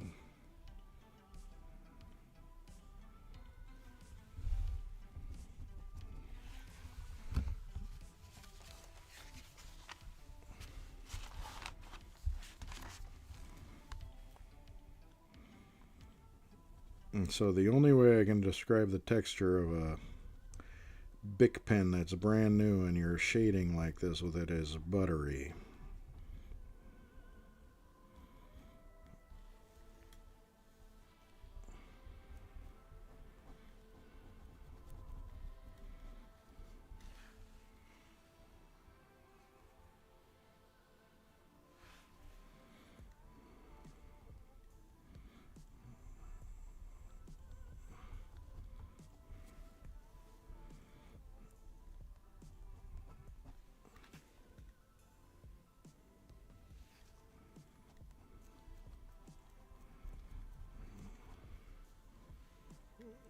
Oh, yes.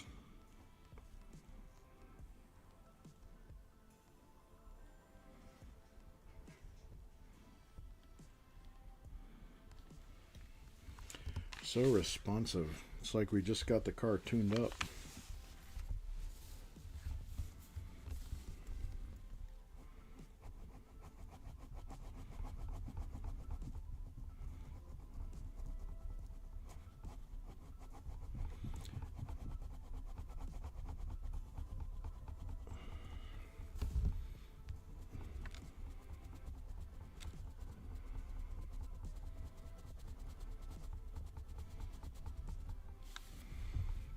And some nice intense blacks.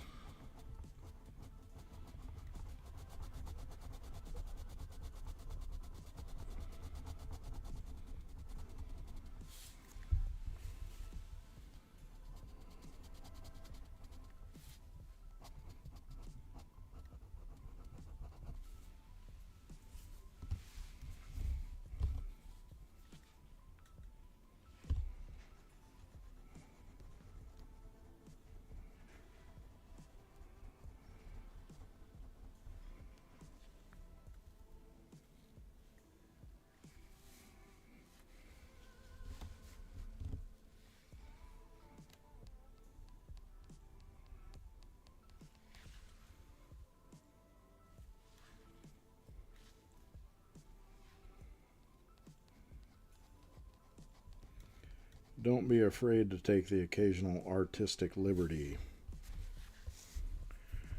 because ultimately, even though this is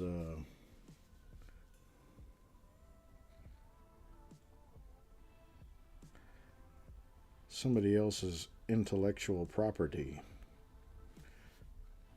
a long-standing creation of somebody else's vision, this is your piece, your tribute in a way, so make it yours. Not the way they do on those Reddit threads. Well, actually, I'm not going to tell you not to do that. You're all adults, I hope.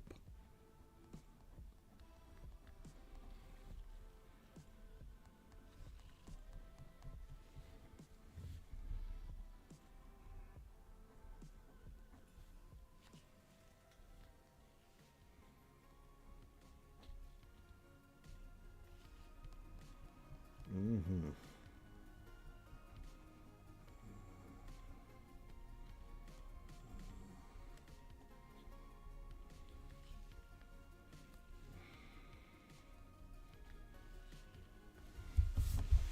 Okay. We'll get into some blending pretty soon here.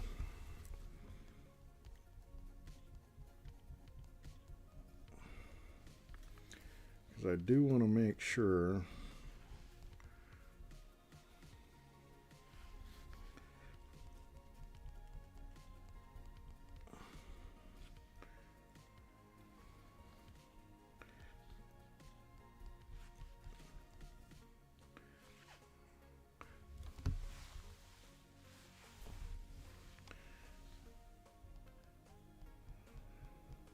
that he has a good presence.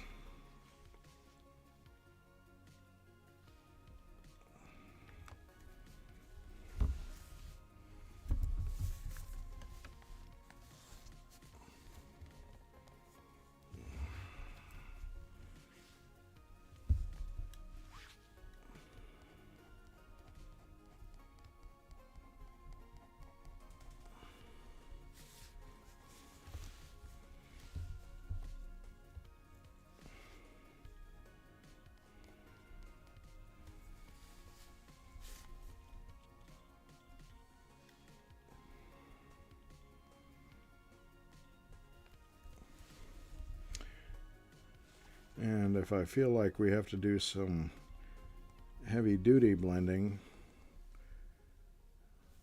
we might have to dip into some straight nefarious bottles of the rubbing alcohol. And I know that came on as a sexy, you know, a little bit of a sexy-ish beat came on. That was not my intention. Sounded cool, but it wasn't my intention.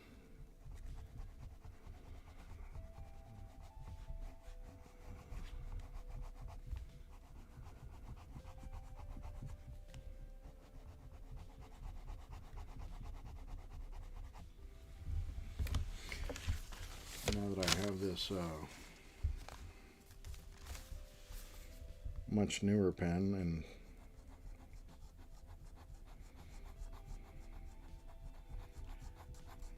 go ahead and freshen up some things on here.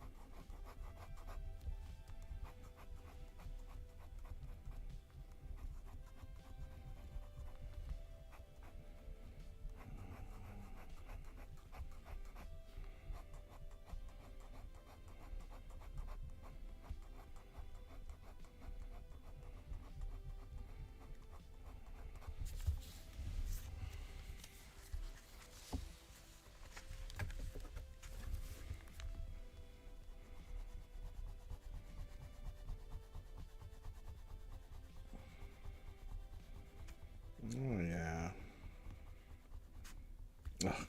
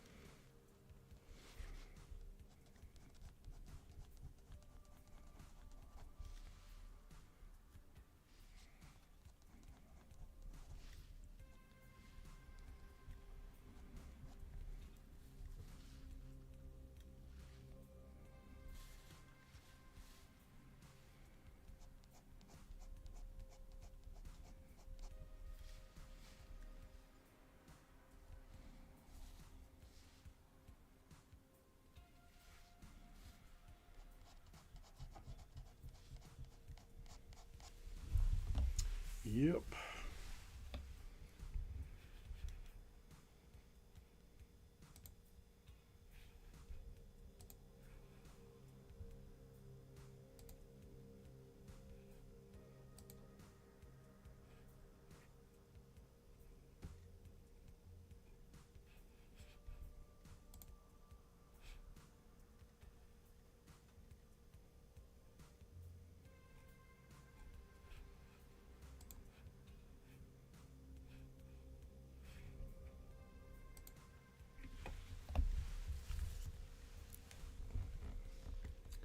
All right, let's get into this, people.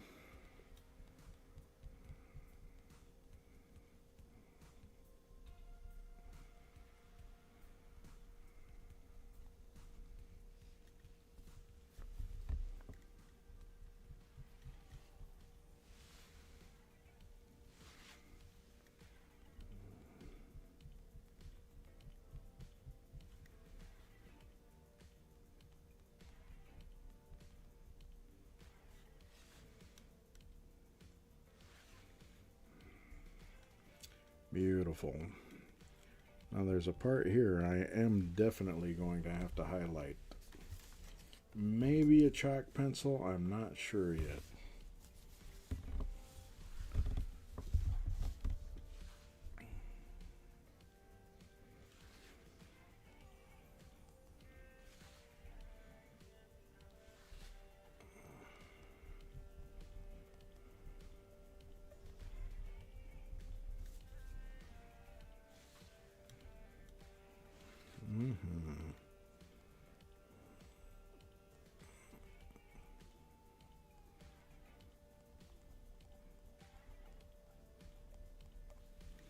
I know I'm doing okay on drawing an ear if it makes me hungry for a pork rind. I know that might not be inspiring, but I think everybody should know their own tells for when they're doing okay.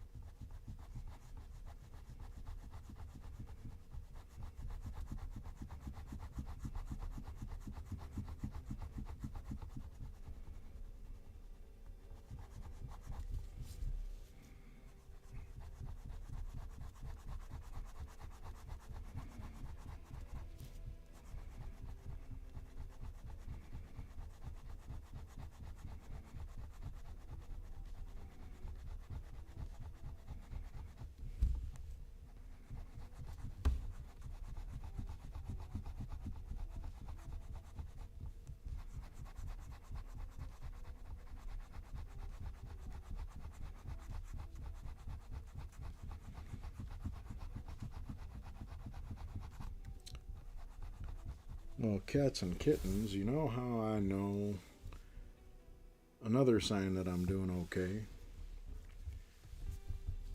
is when a fella starts getting a writer's cramp.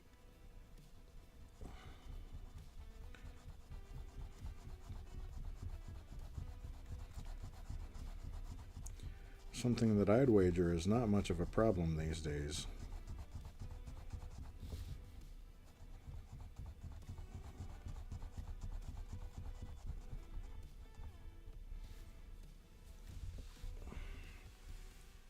Yeah. All right. If anybody has any questions, go ahead and ask them. Any statements, let them loose. Or even if you have some mild accusations, I'm okay with that. I'm game to defend myself.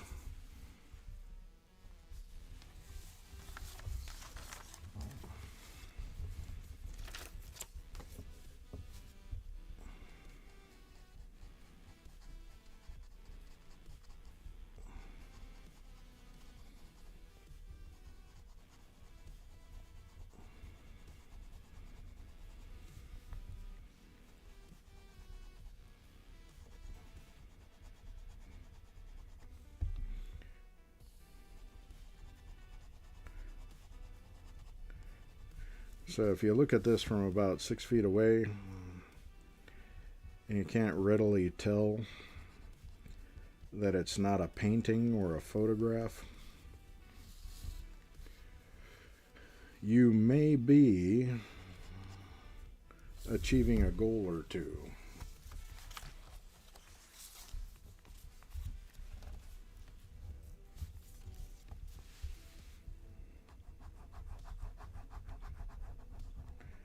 You just got to keep working until you have that proverbial carpet that ties the room together.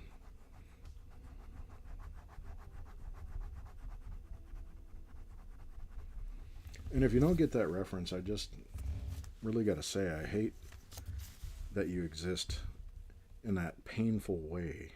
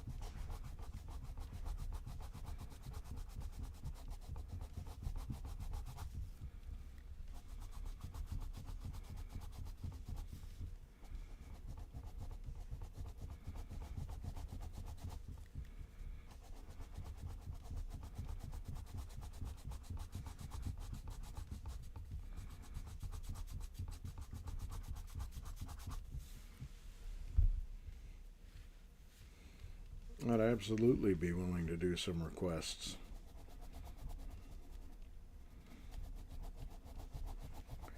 Except if anybody asks for Diddy Combs, I'm probably going to turn that down flat.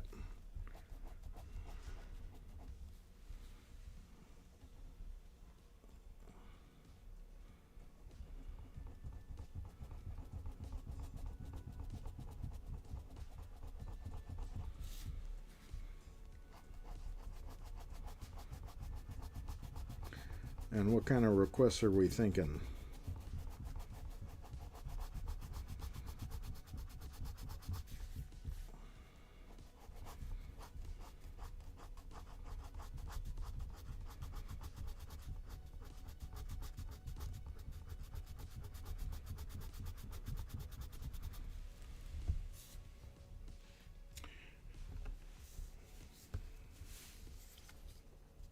Oh yeah, I just saw that on camera. That black is poppin'.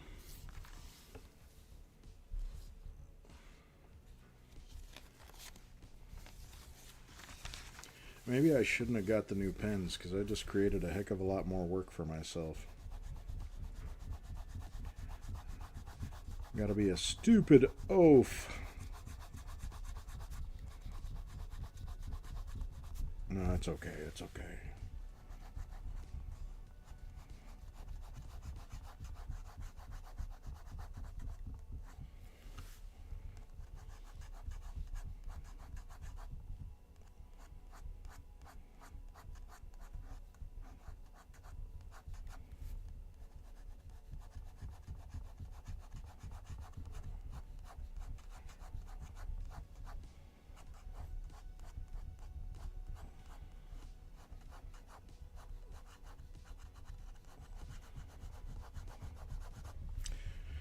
Yep.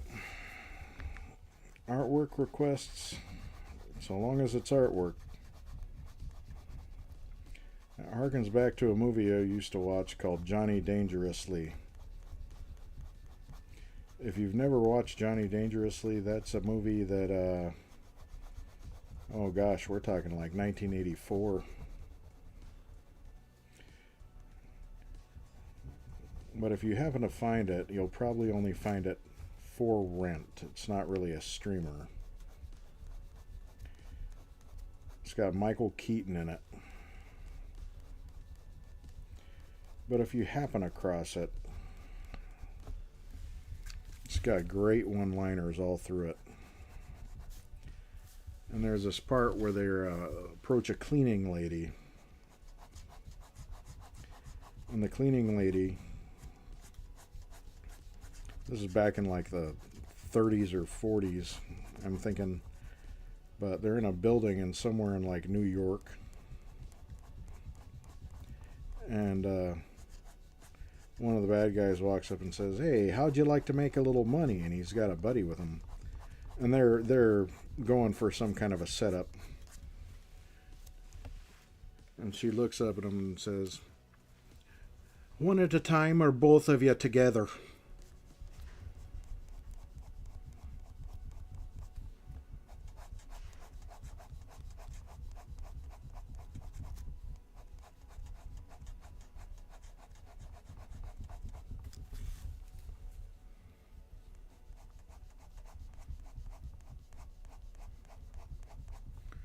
Just going to let that line marinate.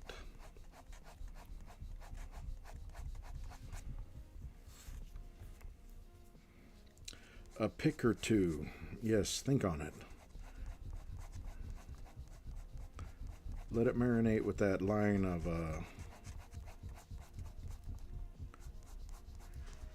doing things that are strange for a little change.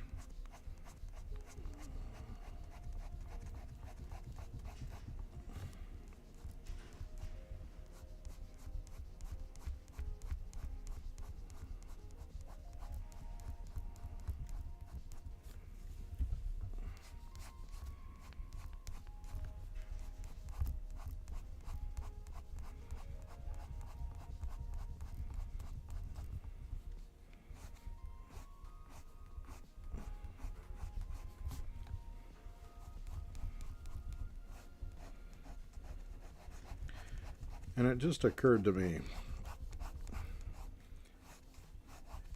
in about 50 years, there are going to be rich families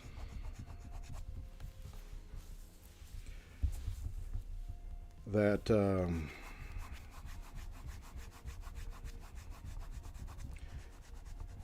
their wealth came from an ancestor that amassed a large following on OnlyFans. That just hit me. There's going to be like a Rockefeller family.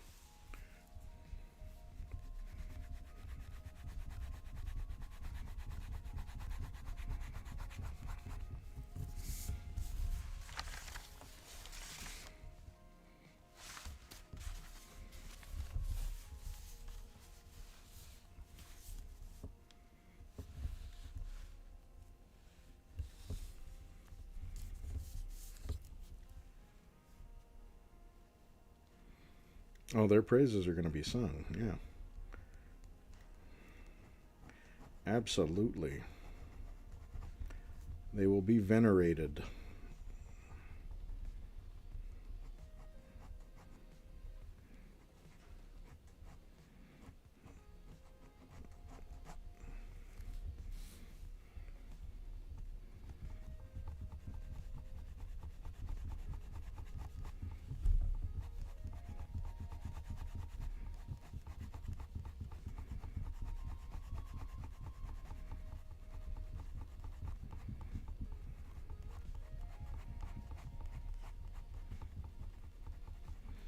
And you know, past predictions of what the future would be like,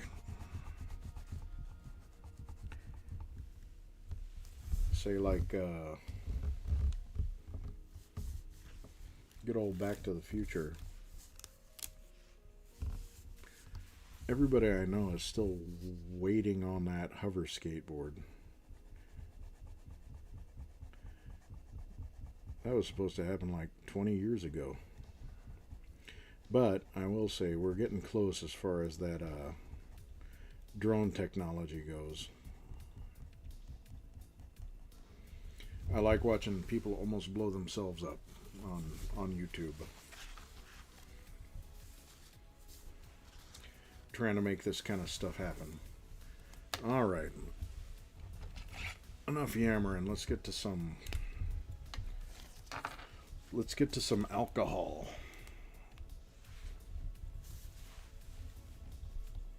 And I'll go with the smaller blender for this to begin with.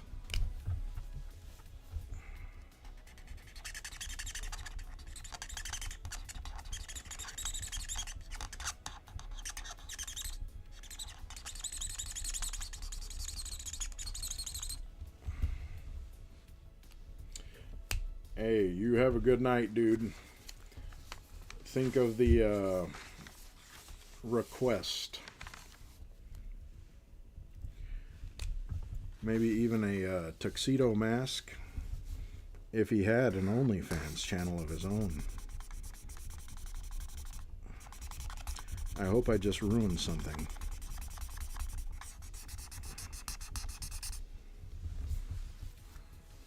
One can hope.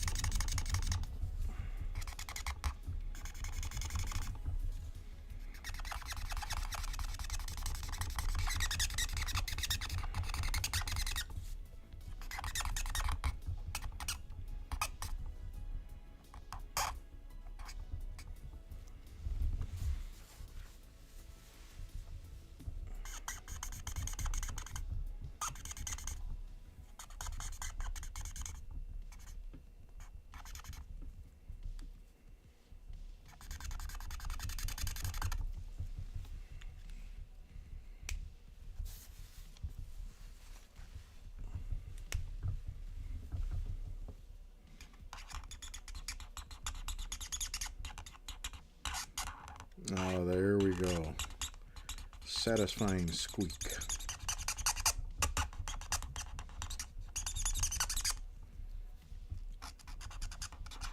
Like a DJ at the turntable.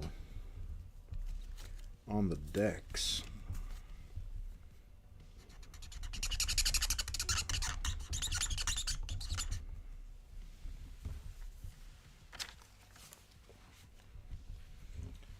Matter of fact, for some of these bigger parts, I am going to have to get the alcohol.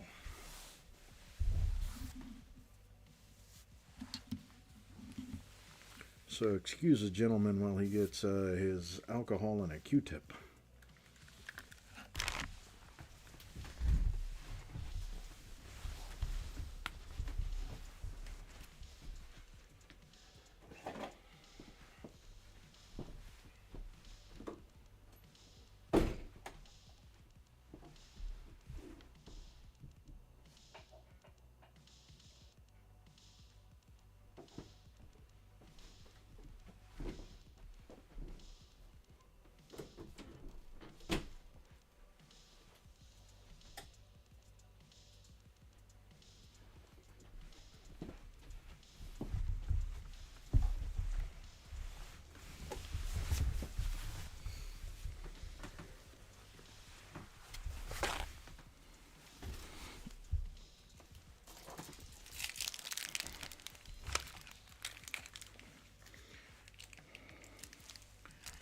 Well, heck yeah.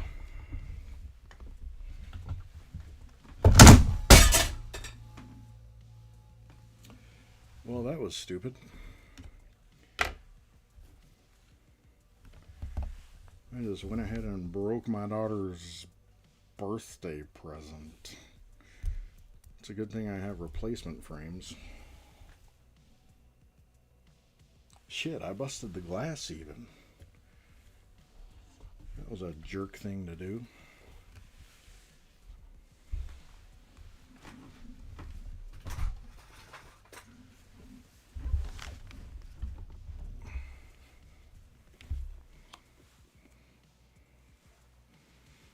Alright.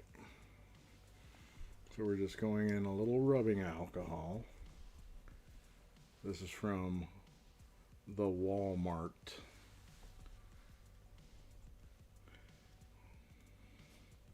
So it's about $2 a bottle. And you can use whatever kind of applicator you want. You can use cotton ball.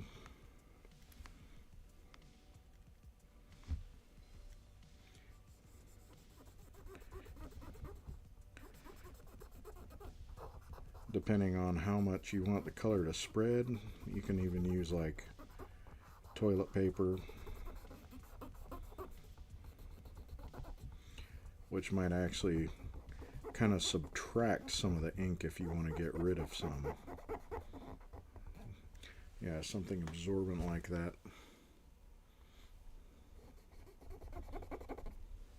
would probably give you an effect.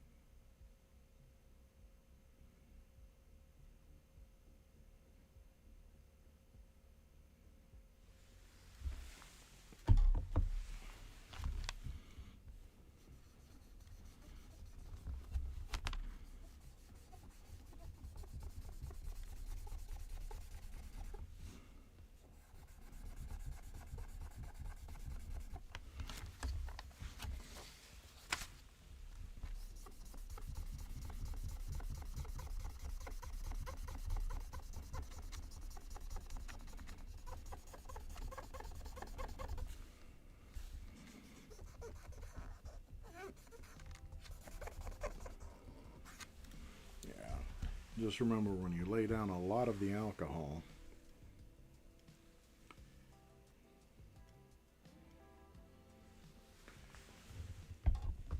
it is going to continue to disrupt those lines beyond that touch.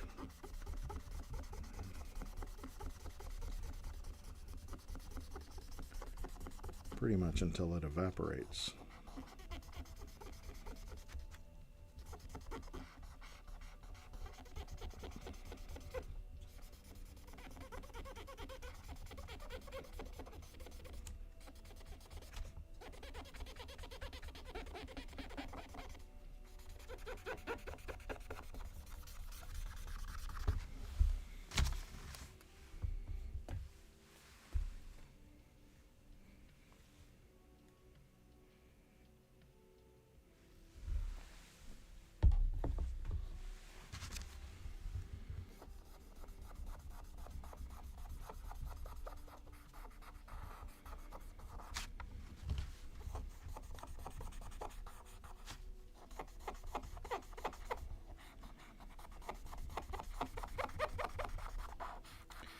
And if you use enough alcohol, it will kind of do a lightening or an eraser.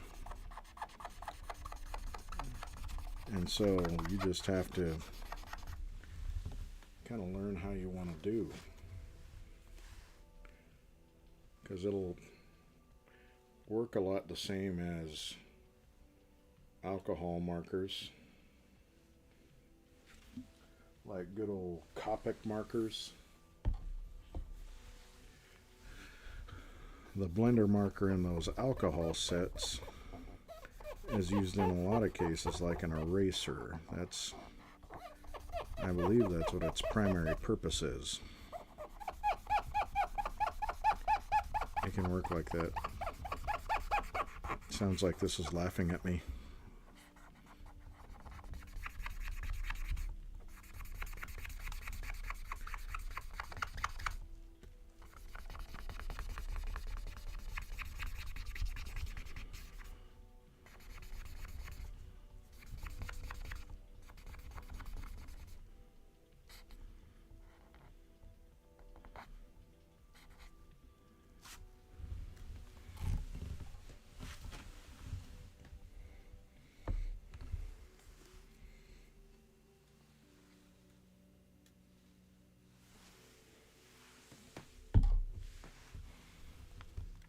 Matter of fact, let's see if we can get my man.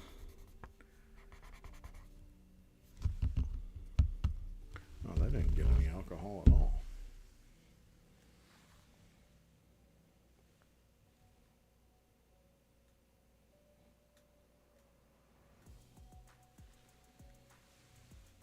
There we go.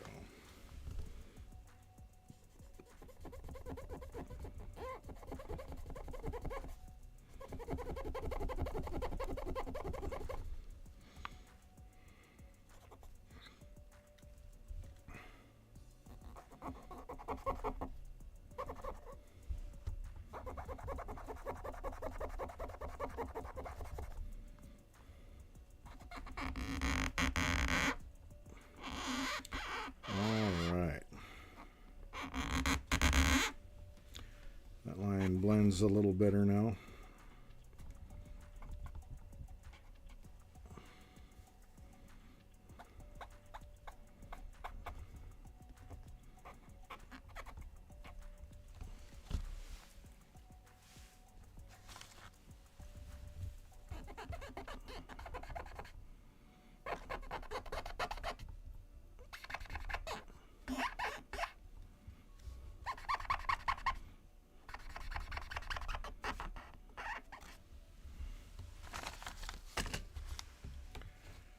Very nice.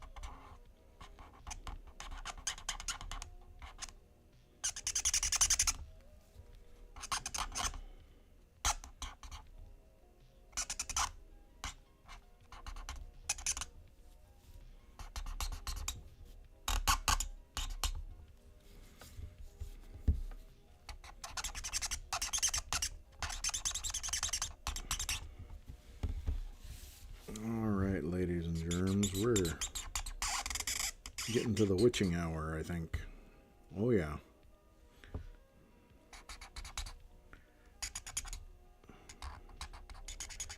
It's about time for me to go get snug as a bug in a rug.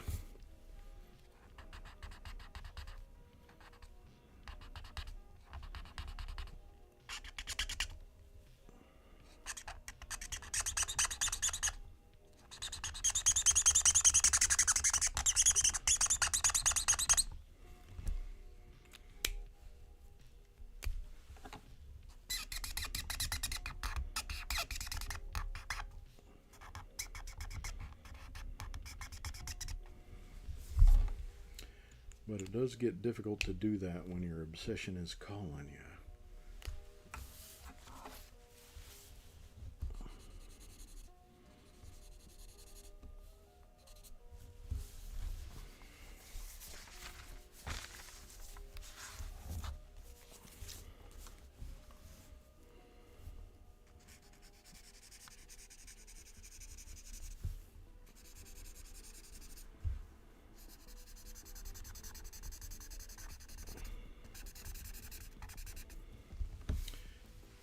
I know somebody might say, oh my gosh, he's getting rid of all that shiny worked on.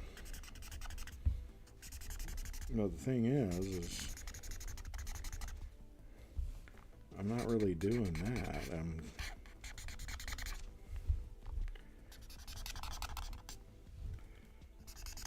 just making it a bit less pronounced. That shine will still be there. It just won't be as intense. It looks more natural.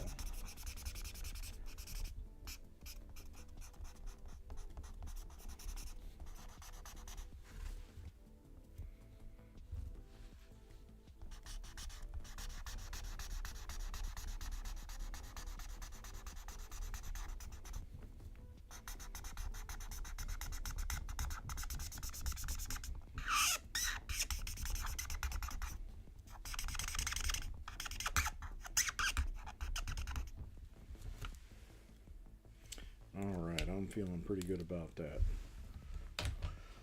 Let's do a few highlights, and I think that might allow me to rest on this guy.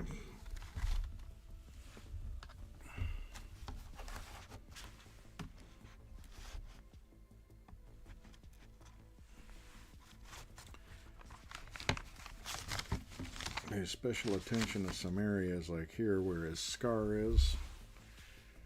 Let's see if it'll let me focus on that a little bit. Yep. Sure do.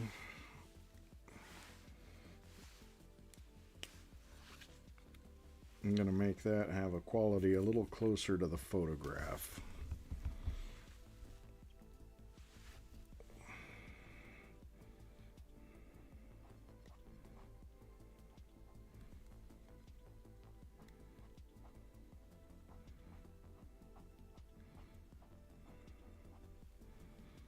Make it so that that line is barely visible. There we go. That's drawing it out.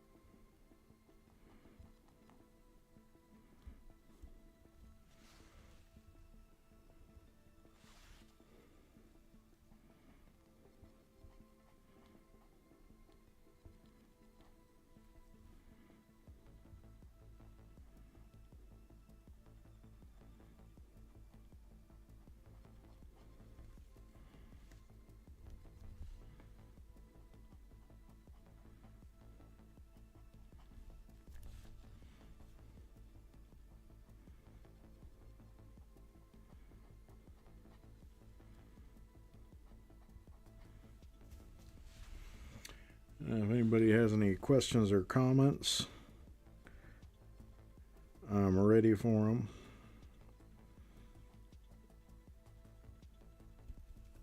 Of course, if you're anything like me, you may have been just thinking about it, and the fact that I mentioned it made you forget it. So later on, when you remember, you can just send a message, and I'll get to it the next time I am on, or maybe just answer you in the message. I'm acting like I'm so busy in my jet setter lifestyle.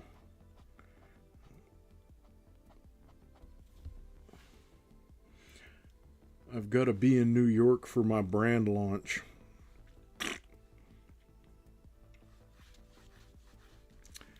It ain't so.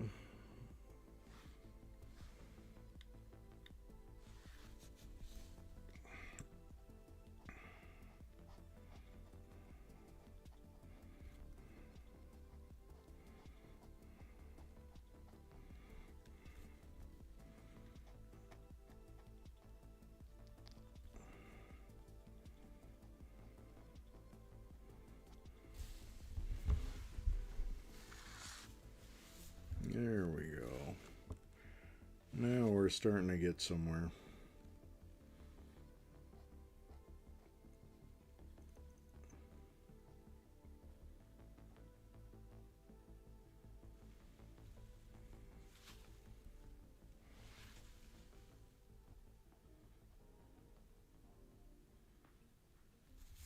It ain't the Sistine Chapel. Oh, I forgot to do a blend on here.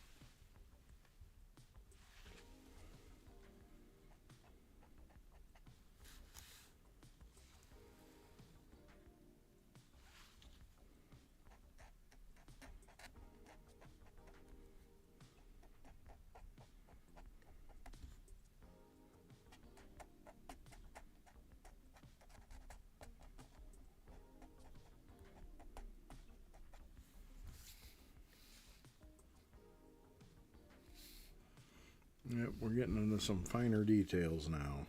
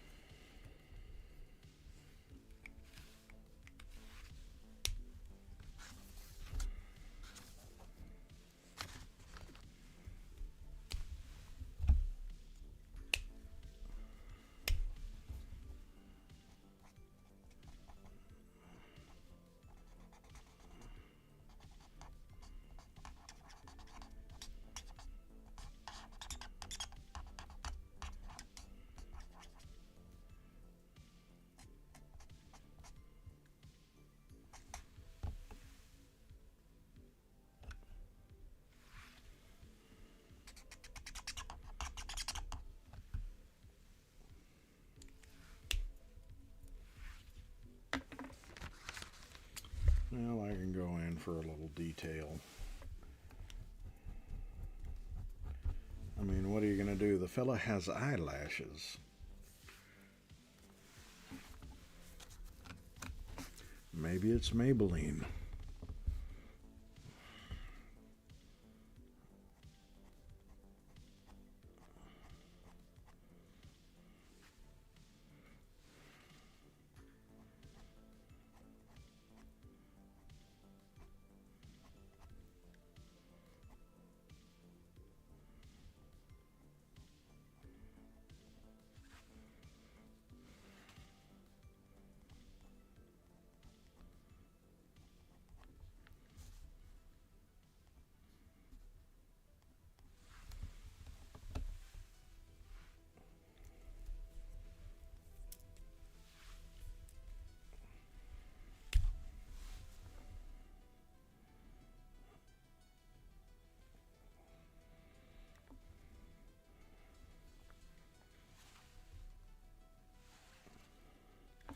Actually, I think that's going to be a bit much.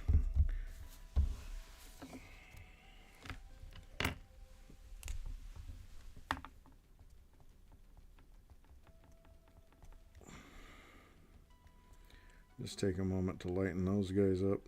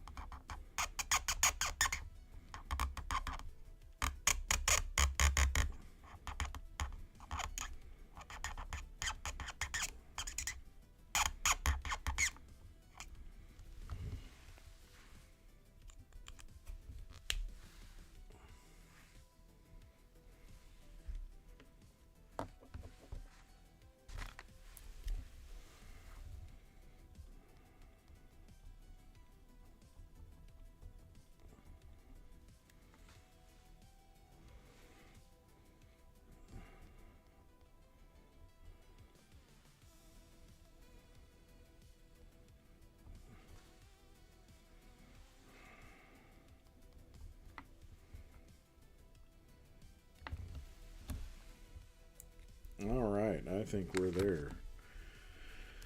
I'm going to sign this.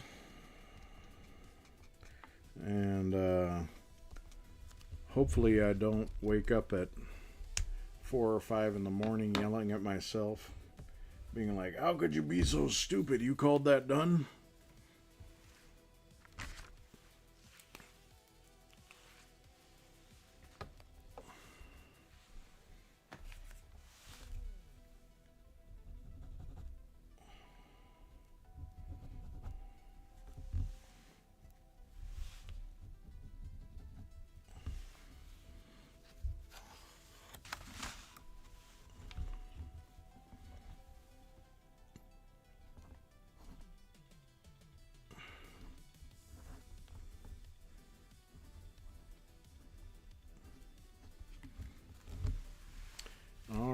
She's signed for 2025, people. Time's running out on that one. Okay, I'm going to call it good. No Steve Harrington tonight. I'm going to reward myself with a breath mint, because goddamn do I need it.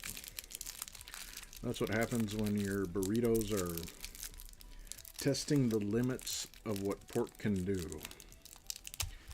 But we've got Frankie. He's done. Next time I'm on, I will work on Steve the Hare Harrington and see if we can get him completed. But for now, this picture, I believe, is complete. And so I got a little more work to do since I broke my daughter's frame. It's a good thing I've got a direct replacement over here in my stuff. Yeah. Stock up, baby. Anyhow, if you were watching with me, thank you very much for stopping by. I hope you guys are on the next time I'm on. I should come up with a regular schedule pretty soon. But until then, I'm just going to try to be on every night and get this stuff done. Keep myself honest. So, if you've got any requests, I know the Waka mentioned it earlier. But that is something we could start delving into, is going on some requests. And as far as mediums, I'm game for all of it. I mean, I've got my oil paint sitting here. I've got my watercolors. I've also got alcohol markers and Tombow markers. And even the white charcoal on black paper if you're feeling freaky that way. So, again, I appreciate you all stopping by, and take it easy. See you next time.